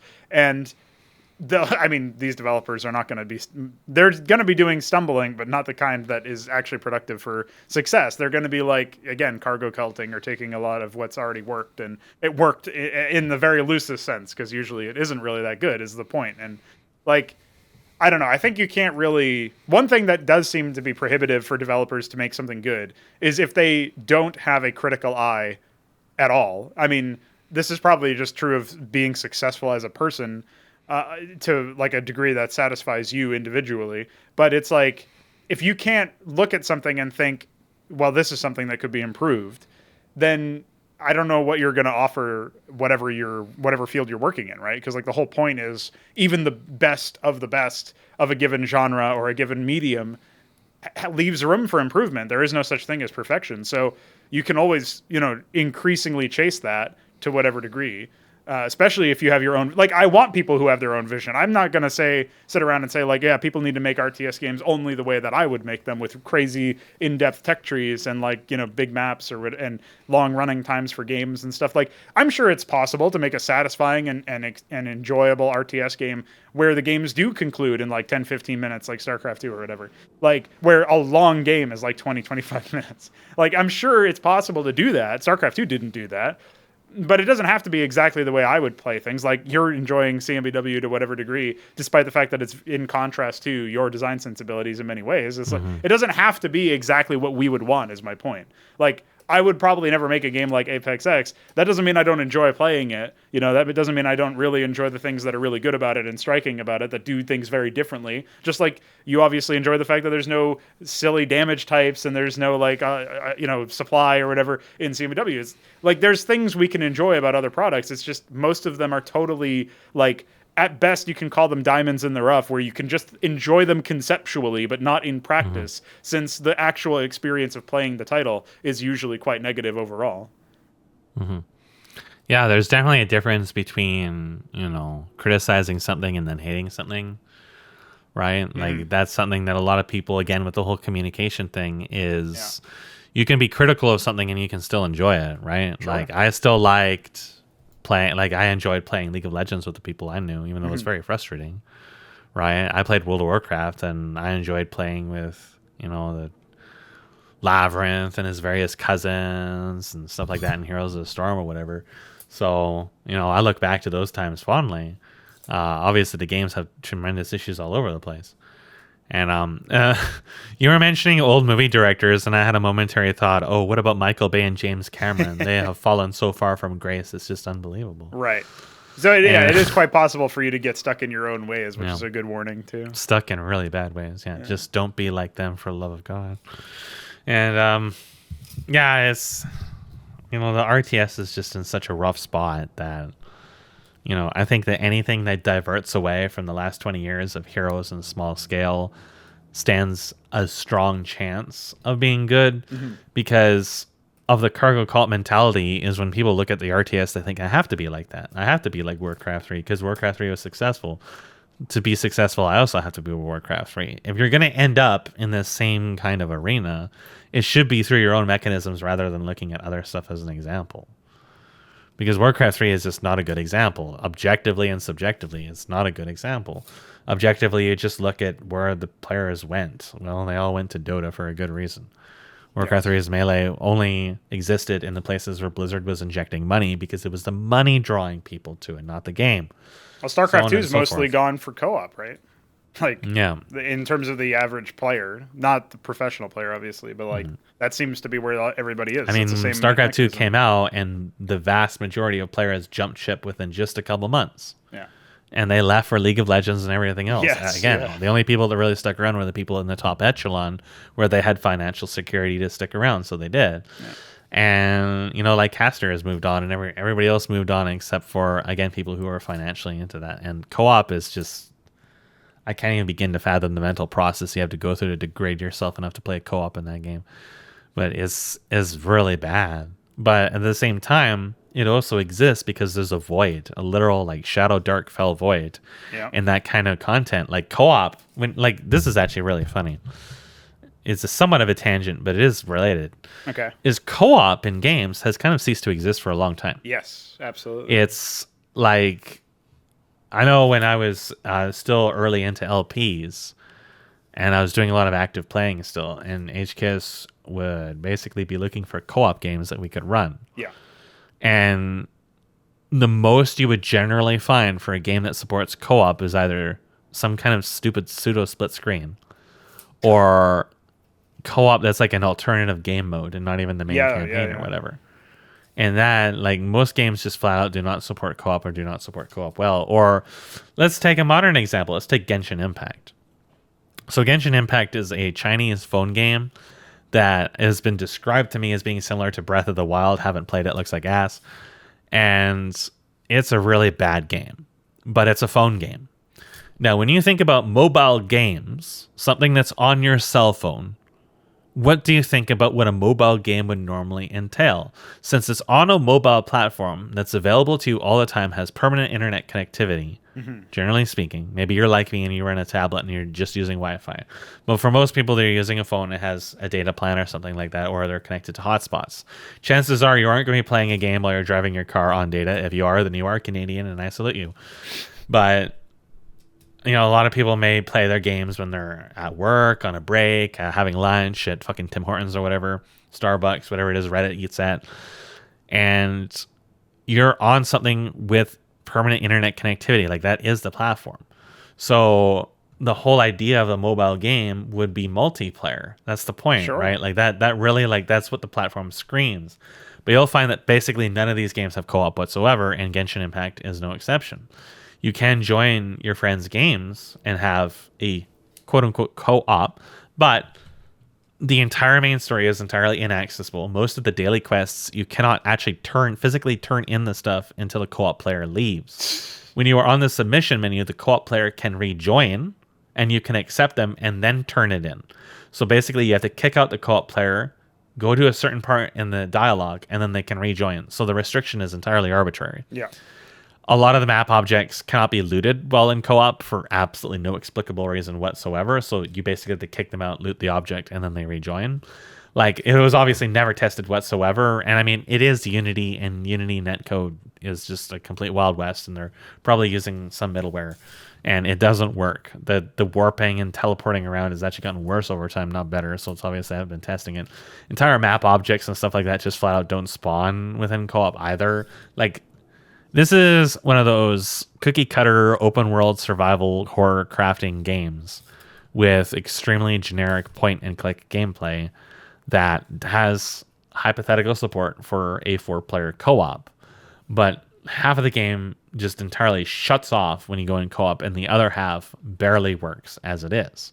The game actually actively punishes you for being in co-op too in many ways, like making enemies take much harder to kill.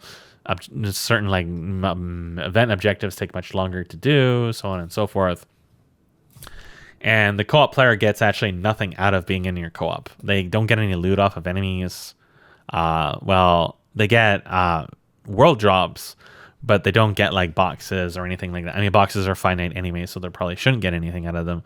But you don't get like quest rewards or really anything except for the daily. It's like there's no real point to doing co-op in that game except to help the host or do daily stuff. And so the point of restricting the host from being able to proceed in like the main quest or something like that with a co-op player, it doesn't even make any sense, because it's not like you're getting anything from it as a co-op player to begin with. It's not like you're double dipping quest rewards or something like that. It is literally just arbitrary. And yet that is the most in-depth co-op you can get out of really any of these online games I have played in an extremely long time. Let's look at World of Warcraft. I think they've changed it a little bit since I last played, where they have auto scaling or something in there. But before, if you were in a party with a higher level player, you would just flat out get no experience from anything. So what we would do is you would have the lower level player be outside of the party, tag monsters, and the higher level player would kill them, and then you'd get full experience. That is a workaround that's existed in basically every single one of these games, period. To the point of absolute absurdity in Final Fantasy XIV, where you can power level a blue mage from level 1 to like level 40-50 in about half an hour. By just tagging monsters and having a high level run around one-shotting them while keeping a regenerating heal on you to always pull aggro off of you. I even have some great video footage of that. But it's like the games always go out of their way to punish co-op where it does exist. And most of the games, it just does not exist at all. So StarCraft 2's co-op is just really paradoxical to me, where it kind of reminds me a little bit about how there was a couple of co-op campaigns made for StarCraft that had, in a community where there is no communication because there is nobody there, for people to actually post comments is really out of the ordinary. And I would see people post comments about co-op campaigns because they were a standout, they were different. And I think that is the sole reason why StarCraft 2's co-op has anyone playing it, is because, simply put, there is nothing else, right? There is nothing else. So I think that speaks a lot less about the RTS genre and the RTS as a body than it does about the fact that most games do not really support cooperative gameplay at all. There is still a drive for it. There's probably more of a drive for it today because the internet's more widely, usable than it was like 20 years ago. And, the mobile platform is not being used for multiplayer at all. In fact, most mobile games use transactional netcode, which wouldn't support it anyways, because they do not want to spend any money on server infrastructure. So that's one of the reasons why phone games are so fucking slow. It's not just because it's Unity. It's because it's transactional netcode. They have to reconnect and reauthorize every single time you do anything in a menu, and it takes for fucking ever. But most of these games are turn-based. They're not real-time. So you could do transactional netcode with it. Like Puzzle and Dragons has a co-op, which is really derpy. And Okay. but it's like a standalone. Like when you sit back and think about it, the RTS genre never really had co-op. Not for like campaigns. Not even like Blizzard campaigns. So StarCraft 2's co-op is just like, I like to imagine people flogging themselves in public square, publicly humiliating themselves because it's the only place they're allowed to flog themselves. And they just kind of put up with being embarrassed for their fetish because it's the only place they can experience their embarrassment.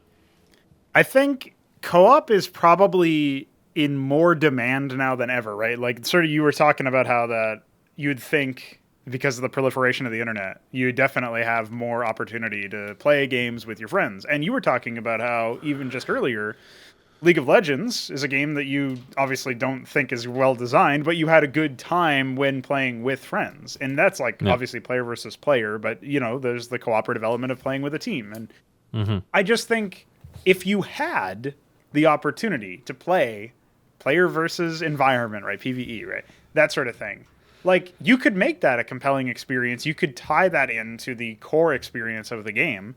And, okay, maybe the format of single-player campaigns is such that, like, it's really hard for you to find a way to add another player to every single match. I mean, I would argue that you probably want, like, AI allies, but there's probably a few cases where you maybe want to do a 1v1, right? Like in your Bunker Rush tutorial map, for example. And, like, there's cases where obviously having a co-op player wouldn't work out in that sense. But I do like the idea that more games have, at least like one of the things that in an RTS context you need if you're going to do co-op is you need to achieve some element of scale. Like, I guess you could say that you could technically classify it as co-op if you just enabled Archon mode in campaign, which I think some people have actually done before. You know, but that's a different game. That's like not really the same thing. Like, I mean, you guys can both do the same tasks, I guess, but it's more efficient for, you know, one player to be the micro player and one player to be the macro player and stuff. And like that's also, it's still tapping into the same, you know, elements with all the same gameplay, but the way that you're interfacing with it is very different. And so that could be another thing that people could then do is like, as a thing, okay, let's play this in, like, let's have an Archon mode support for our campaign so that, you know, people can play with their friends if they're having difficulty or whatever. Like, that can be one way to lower the difficulty somehow. But I don't know how I would feel about that. Like, that seems like you could at the very least explore something where that's actually like, it goes a step further than that, where it's like, okay, the AI opponents are going to be really actually quite good at micromanagement. And so even if you have a situation where you have, you know, Archon mode, it's like, yeah, you will actually have to dedicate your entire APM to just microing your units to survive or to, you know, win fights or whatever. It's going to be harder than what it normally is or something. You could maybe play around with something, some expectation like that, where sort of like the implication is that there's somebody doing the same thing on the AI team, you know, is like, technically there isn't, but you could imagine like, yeah, this one AI or this one enemy has like somebody controlling the units and somebody controlling the base. And that could be pretty neat. But I just think about it like, setting aside the Archon mode example, if you just made cooperative scenarios, made cooperative campaigns, made cooperative, even if you're going to have some sort of like arcade style mission where it is replayable, right? Like, you can make these like one-off scenario maps where you know, there's enough variance and enough, you know, things that happen differently. Like, one of the things that I did recently was I came up with this map where you would have all of the enemies would be not really procedurally generated, but insofar as you would pick like there would be their race would be random, their personality might be random, or they might pick from like a set of prefabs where it's like, well, this team arrives and this is like one team of like 10 options for that one faction or something, you know, and like you could go super deep with that. I just feel like you can definitely do a lot with the ideas that are present within the RTS genre to create compelling co-op content. And it doesn't have to be something stupid like, you know, here's something that's completely different from the game, like StarCraft 2 co-op is, where you're not even, you expand once and then you're done. It's like the formula. I got flack for saying you should probably look into like improving the co-op formula. Like, people were just like, no, it's perfect. What do you mean? It's amazing. It's really good. Like all your changes would do is destroy it. And I'm like, but I'm saying you should expand more than once, and then maybe have like more dynamic battlefields, and not have the enemy spawn in all of their waves. And it's like somehow this is like basically making Maybe it you more should play like the game. well, it's really telling because proposing that you make the game more like the game that it's supposed to be is actually like it tells you that like these people don't want to play an RTS if they're playing it and then opposed to such a change. It's like, no, I'm saying make it more like an RTS, not less. Yeah. And they're like, no, that's horrible. Don't do that. Well, I'm always of a firm belief that everybody at Reddit hates the RTS, and they're just trying to co-opt it for their own fetish, basically. Yeah, I don't understand what that's the vibe I get. like. It does feel that people are just saying they want to be the cool kid, so they'll say they play RTS games. But if something comes out, well, I don't know about this. I don't know if there has been an RTS that's come out that has been fully fledged RTS. You know what I mean? Like since Brood War. I mean, maybe you can argue Armies of Exegol. It was very sheltered release. Not very many people know about it, right? It's very niche. So it's like, Yeah. As far as small titles, there's been some, but certainly nothing anywhere near the level of impact that Brood War had. yeah. And but I don't even think you need the impact. Like, I think our first game is going to be better than Brood War in a lot of ways. There's probably going to be some element where we won't ever be able to find that out because I don't think it'll have the same longevity or impact, and it's not really slated to anyway. It's like, hopefully we can do a lot with that. But either way, it's like a stepping stone to us making better games in the future and leveling up the whole genre as a result. But we do plan co-op content. We do plan, to have support for like player versus player stuff and all this other stuff. And I think you're just going to see like that should be a pretty good, clear indication that, if some guys on the internet, as I always call us, can do more than like many different development studios all spun off the same fucking Blizzard train, like that should be enough of a signal that, hey, maybe everybody else is going the wrong direction. Like, I mean, Jonathan Blow himself said like everybody behind RTS games, like I don't know if you remember much about how he described it, but he was like all of the campaigns were stupid and condescending because they would just like pre-place the map and then say, yeah, okay, go have fun, kid, instead of like actually engaging you. And everybody did that. And he was like, everybody just decided to push the whole genre off a cliff, like collectively. And it was weird to hear somebody else say the same thing in his own way that like we've all been saying. But yeah, it's like pretty much it. And if you just decide, hey, let me pick up this thing that fell off a cliff and put it back on where it should be, like, despite the fact that it's not that hard, it's also fucking revolutionary. So I look forward to seeing that. Yeah, well, it's like the action RPG. It's like, well, it is. I've been saying for a while, like, I don't even bother talking about most of the stuff. I'd rather just demonstrate Yeah, absolutely. it. With the ARPG, it's like the ARPG genre is in just as bad of a state where you get shit like God of War, shit like Dante's Inferno, Nier Automata, all these garbage games with fucking quick time events and mini games, and then they've just completely lost touch with the whole action element. They're not even an RPG at this point. There's no gameplay in any of these products. And it's like I've been talking about those since I started doing LPs with Darksiders. Is just how the genre just steadily went further and further and further to shit. And now, I decided I'm going to just make a fucking example of how it can be done right. And, I'm learning odds and ends as I go along and improving ideas. But what I'm finding mostly is just reinforcing all the things I've observed in my casts and in my analysis up to this point. And Apex X has taught me just how easy it is to actually take these games and just make something that's actually decent out of them. Where in a lot of cases, you could just delete a bunch of things and the product would be 1,000 times better. And I don't know, and then you try to get into the developers' heads and it's just like a bunch of spider monkeys screeching and slathering shit all over each other. And that's what I imagine their office to look like. Because that's all you can really imagine going on in the heads of these people who make shit like fucking Nier Automata. And, for other people who may not be as well versed in the genre, which I think is like most of the people I talk to at this point, I can just make that demonstration without even deferring to the reviews at this point. I can just say, look at that, and now look at this. Yes. And it's a lot easier to do that now, right? I don't even need to apply words to it. It's just like, Yeah. This is an example of how you can make an action game without relying on gimmicks and bullshit. I do feel like one of the things that makes it less of a priority for me to go and like request people come on for conversations or to do podcasts and stuff, even though I do try to do it like at least once a week for whatever the shows that I'm doing.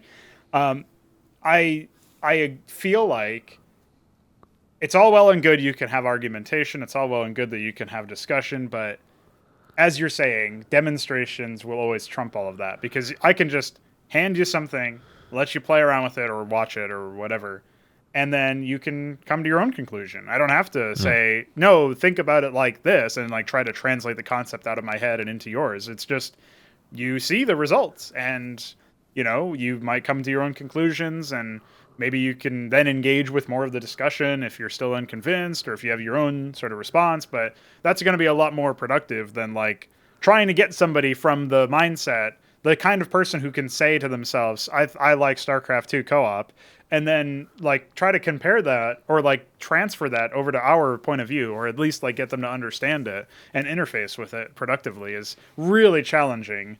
That's why you prefer the demonstrations where possible, because they do a lot of the legwork for you. The people who aren't interested are simply not going to interact, and the people who are maybe like compelled to explore that more often.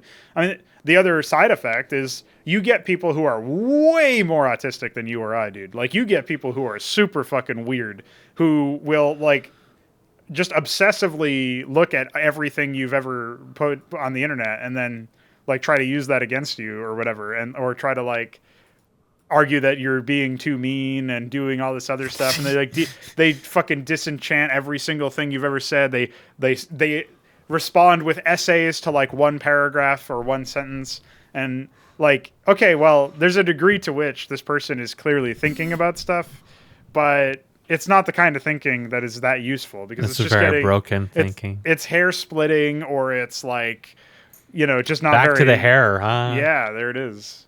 It's just, I don't know, man. Those kinds of people got a lot of hair to split. If you are somebody who has the time to write essays about stuff, it would be really nice if you could at least understand the point you're writing an essay about, is all I'm going to say. So like those are the people who exist in this like realm of you're trying to convince people without the demonstration. Whereas I can preempt all the essays and all the weird comments by just saying, here's the game.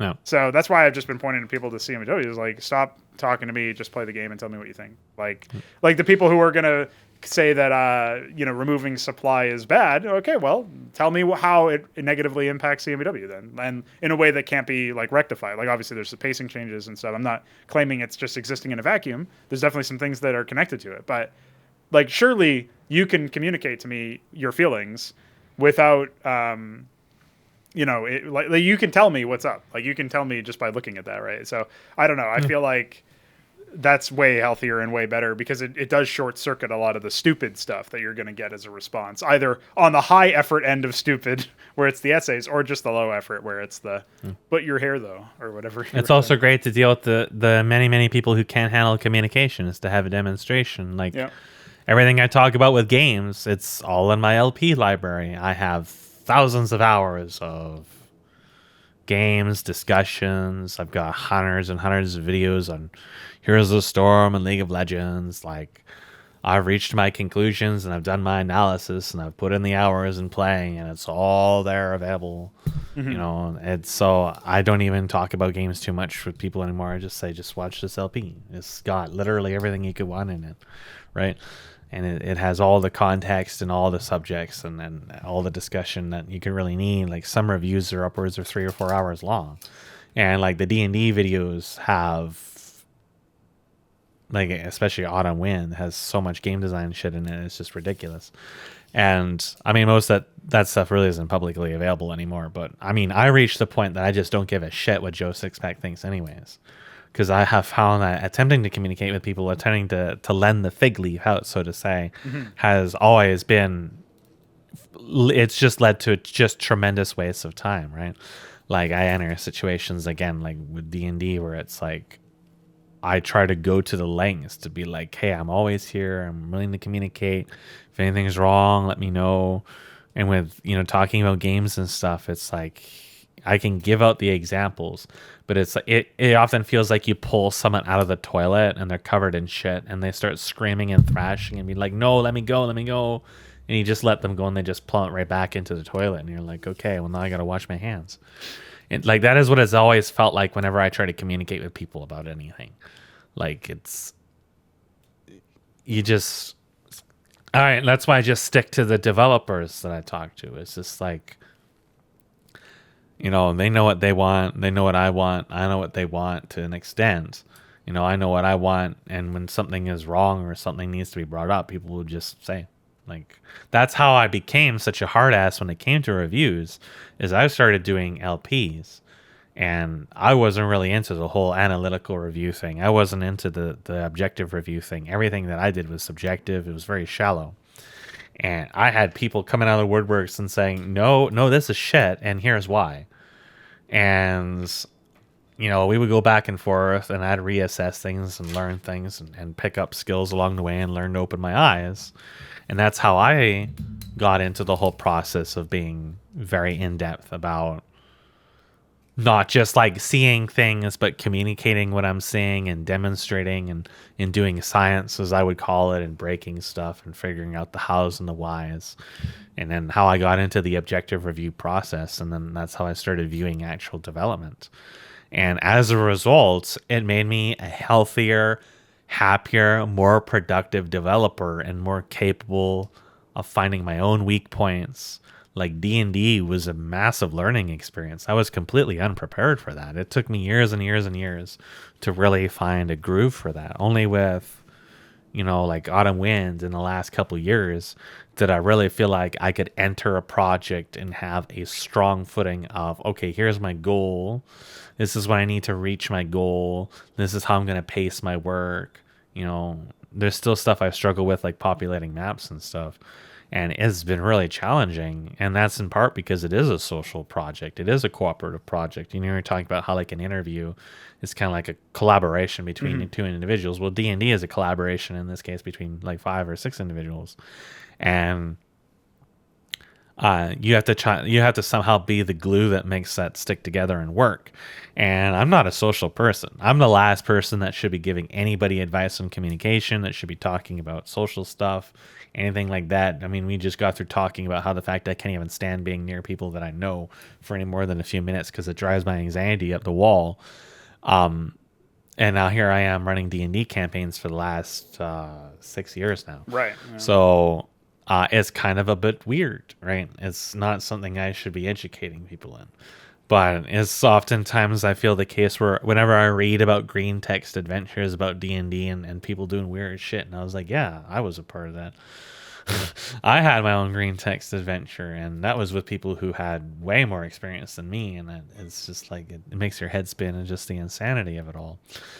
But I learned and I figured out what my weaknesses are, what my shortcomings were, the mistakes that I made, and I accepted that and I came to terms with it. And the thing with all forms of development is that you will not get anywhere unless you fail. You have to be prepared to fail. If you stumble into success, you're not going to know why. You're not going to have the recipe. You're not going to have knowledge of the reasoning why you stumbled into success. And it can actually lead you to a much worse failure later on.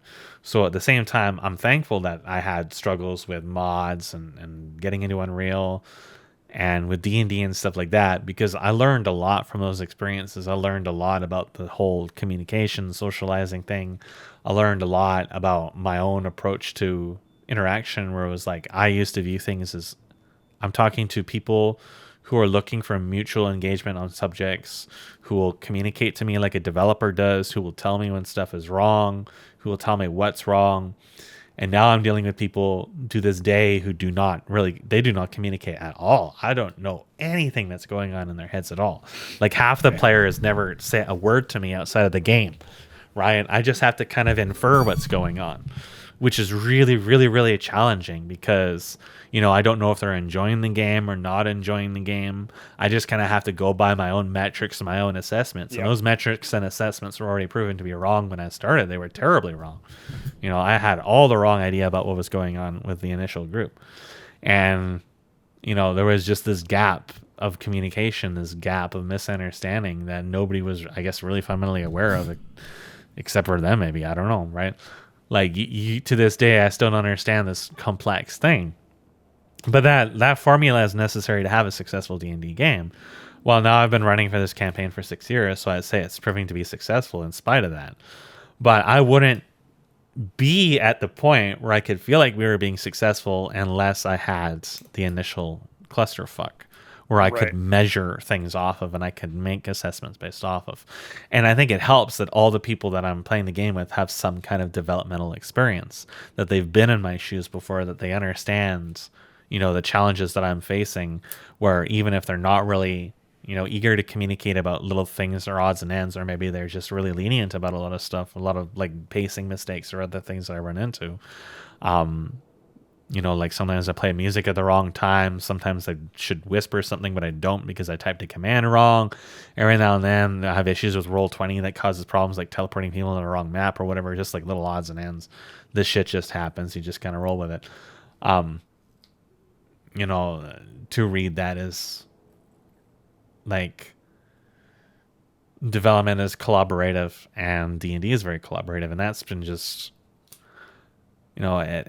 we come to the point with Unreal where HKS is trying to teach me stuff and do stuff for me, and I just sense his extreme frustration because I'm so stupid and I have such a hard time following what he's saying or understanding it sometimes because I just don't know most of the things and I forget things so easily, and he's just like constantly like having to repeat himself, and I just slowly drive him mad.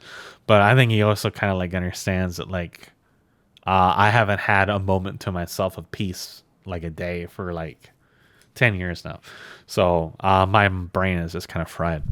It's sort of like my reactions when I see you do something silly in CBW. Then it's it's funny. At least funny. I can sense, like, I just get that like third person, first person existential pain when you see when you have reactions to stuff that I do, and I'm like, yeah, I kind of get the impression of what you're feeling right now. I know that when you watch these games with Kian and Shambler, you're going to have a lot of moments like that. Because there's a lot of moments I have from that where I felt like if Pr0nogo sees this, he is going to blow a gasket. Well, at the very least, I'll be able to, track your guys' cameras. At least, I think the Shambler one probably didn't have it, but maybe it did. I don't know. I was just looking through the fucking catalog of I think it updates. Did, actually. Yeah. I was looking through the catalog of updates trying to figure out what was there and what wasn't, and I'll have to do some testing to see, because you guys. Yeah, that's one of the most valuable things. Yeah. We mentioned it before. That's one of the most valuable things about having real-time recordings of stuff. Yeah, is like I can't really do that for D&D, except HKS does record the game for me, and you get to it's really that, funny. Yeah. One of my first sessions, one of the ones that people had a lot of problems with, I had recordings from like 3 or 4 different people for that. Oh, okay. It was kind of funny. There wasn't really much value in having so many independent ones, but HKS does the recordings for the games for me to cast over, so we see it from the player's perspective as opposed to my perspective. Right. And one of the things that you always remind yourself when you're going back and forth, like I finish the game, I take a piss, I get something to eat, I come back, I sit down, I cast the game from his perspective. That's usually my routine, unless I'm really tired, then I do it the next day. And it is always, when you're in the player perspective, it is a completely different thing. It is completely different because you're not seeing all the hidden objects. You're not seeing all the numbers. You're not seeing, like, you're not going back and forth between the maps. You're not dealing with the invisible whispers to the other players to resolve the results of rolls so that they can disseminate it to the group. You're not dealing with any hidden rolls. The game feels more slower, more paced, and at times like really slow. Like if I'm dealing with Roll20, if I'm dealing with maps or something like that, the players don't see any of that. They're just kind of sitting there just jerking off or something. And meanwhile, I'm in the background in like this feverish frenzy of trying to fix stuff, where I'm sorting through stat blocks trying to read stuff. So some things take unnaturally long from the player's perspective. They don't realize that I'm in a fucking frenzy. And I get really, really mad too.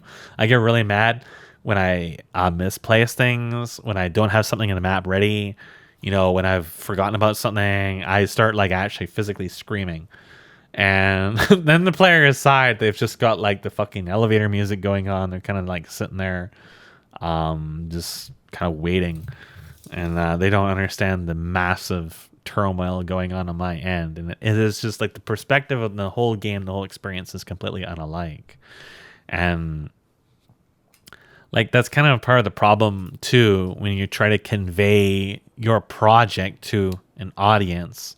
Let's say in a hypothetical case, we try to convey CMW to the Reddit audience. When we're coming at it from a developer's perspective, if we start writing out our essay about their hair and splitting that hair and all the little odds and ends, it's like a lot of that context for that's going to be missed out. They don't realize that you use like degreasing oil or something in your hair. They don't realize that it's not even real hair, it's a wig. And you're talking about all the different fibers you got from different endangered animals in Africa to make this wig. And no, they just want to taste the hair, man. They just want to sniff it. They want to do the Biden move. Yeah. So just having the demonstration just really just cuts right to the chase. Just cuts right to the chase, cuts out all the translation barriers, cuts out all the issues. There was times during these issues when I had, miscommunication with people where I felt like it would have been so much better if I just had never tried to communicate, if I had never tried to, establish that line of communication. What I should have just done is I just should have just wiped it all out of my head, just kept going and just learn at my own pace, just internalize my own monologue, just get my own shit sorted out and just keep going. And then my improvements will manifest through the work.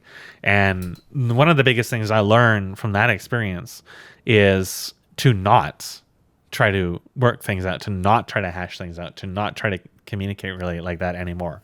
Like when we had the first year or two of Starsworn, I would always ask for feedback after every session. Right. And I would really not get that much. Yeah. And it can also be a bit of a trap because you might not be looking for exactly what they're going to focus on or whatever. Because I'm always looking for ways to improve. Like I've run this game for 6 years. I've got a lot to improve, and I've got a lot to discover that I need to improve that I don't know about yet. But I was always asking, and then after the initial Albion sessions, I would have like a document, and I would say, let me know what you thought about this. Let me know what you thought about that. What did you like the most? What did you not like the most? How did you feel about this? On a win, I didn't have any of that. I left it to the player's prerogative to give me feedback. And, it was just kind of more of the same. But at the same time, it was like I understood that the whole process of asking for feedback wasn't really going to get me what I wanted anyways, because if they had already been communicating this, flipping a switch and asking for it wasn't necessarily going to give me that either. Yeah. Like the people that were giving me feedback would be like HKS, who is like, I was trying to milk as much feedback out of him as I could for Apex. And what he basically said was that he was never going to comment on something unless he felt that there was something really technically wrong that he knew about. So as a result, he didn't really communicate too much about anything because it didn't feel like anything really stood out to him as being really fundamentally wrong. Which, from my perspective, I like to be exhaustive, and I'm talking with, these reverse engineers and these programmers and these people who've been at this shit for like 30, 40 years dealing with similar subjects and stuff like that. And they get really in depth into a lot of things. And it's like my expectations of the communication become entirely different. And, and then that's kind of how I have to perceive the people who don't communicate is, they must be liking the game because the golden standard is they actually show up to play the game. Absolutely. So they feel compelled to show up. And especially the one guy who's an archaeologist, he has an insane schedule. He's half the time he's playing, he's in a fucking hotel somewhere. So, you got to take that at the value that it is, which is this guy's taking time out of his insane schedule to play a game. Yeah. So he obviously must be coming for a reason, right? And the same will be true, like that same kind of underlying wordless convention is going to be true for when you demonstrate projects. Is for every single person who posts on Reddit, there's got to be like 1,000 other people that are not pedophiles and stay away from Reddit.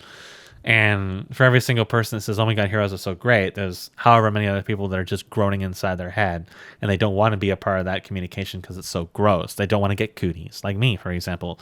you won't catch me dead making an account on Reddit. Yeah. And it's just gross. Like, there's just no point into it. And most of the people that I've talked to about this subject, they just say there's just no point in engaging this stuff, because the communication thing kind of goes both ways. It's that people are really bad at communication or don't really want to communicate, but it's also like people who did try to communicate or did try to establish that have had so many bad run-ins with it, they just feel completely disenfranchised to the whole thing. That's where I'm at. That's why I don't do this stuff anymore. That's why I don't communicate anymore. I don't even make like educational stuff anymore. I don't really do talks about stuff anymore. I don't humor people's posts on videos or anything anymore. I don't even really talk that much in text anymore. It's like the Swedishman sends me huge monologues about the games or whatever, and it's like, okay, I might address these subjects in a video later on. Right. But it's like I like the whole process of communication to me, I've just been so black-pilled on the whole thing where it's like in my natural instinct is to not engage in it anymore. And I think that's the case where a lot of people are with stuff like especially like RTSs and stuff like this, where it becomes more and more controversial to have an actual fucking RTS game. Well, you already have the golden standard of StarCraft, which, it was super successful. It's still super successful. So there is still a draw for this. It's like you have to look at that example above like a few like memers on Reddit talking about whatever the fuck. And, at some points it's also like, I think people are much more hard set in their ways nowadays. Like, it is super hard to change people's opinions on basically anything nowadays, especially through words. Like, let's take my grandmother, for example. There's just constant bickering about the most stupid of things.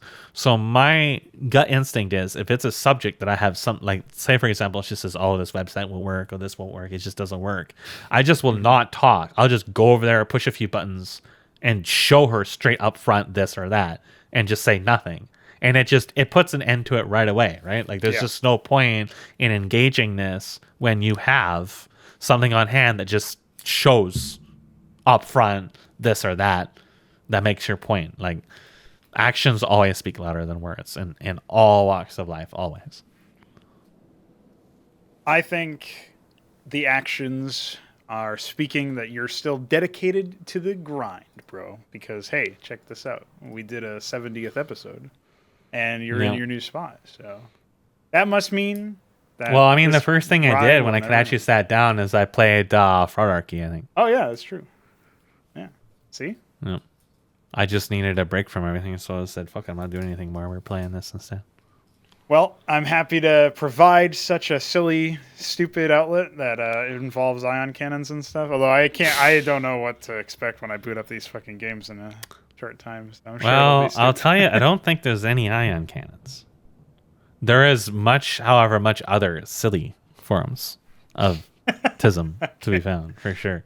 All right. Well, I look forward to mining all of it for what it's worth.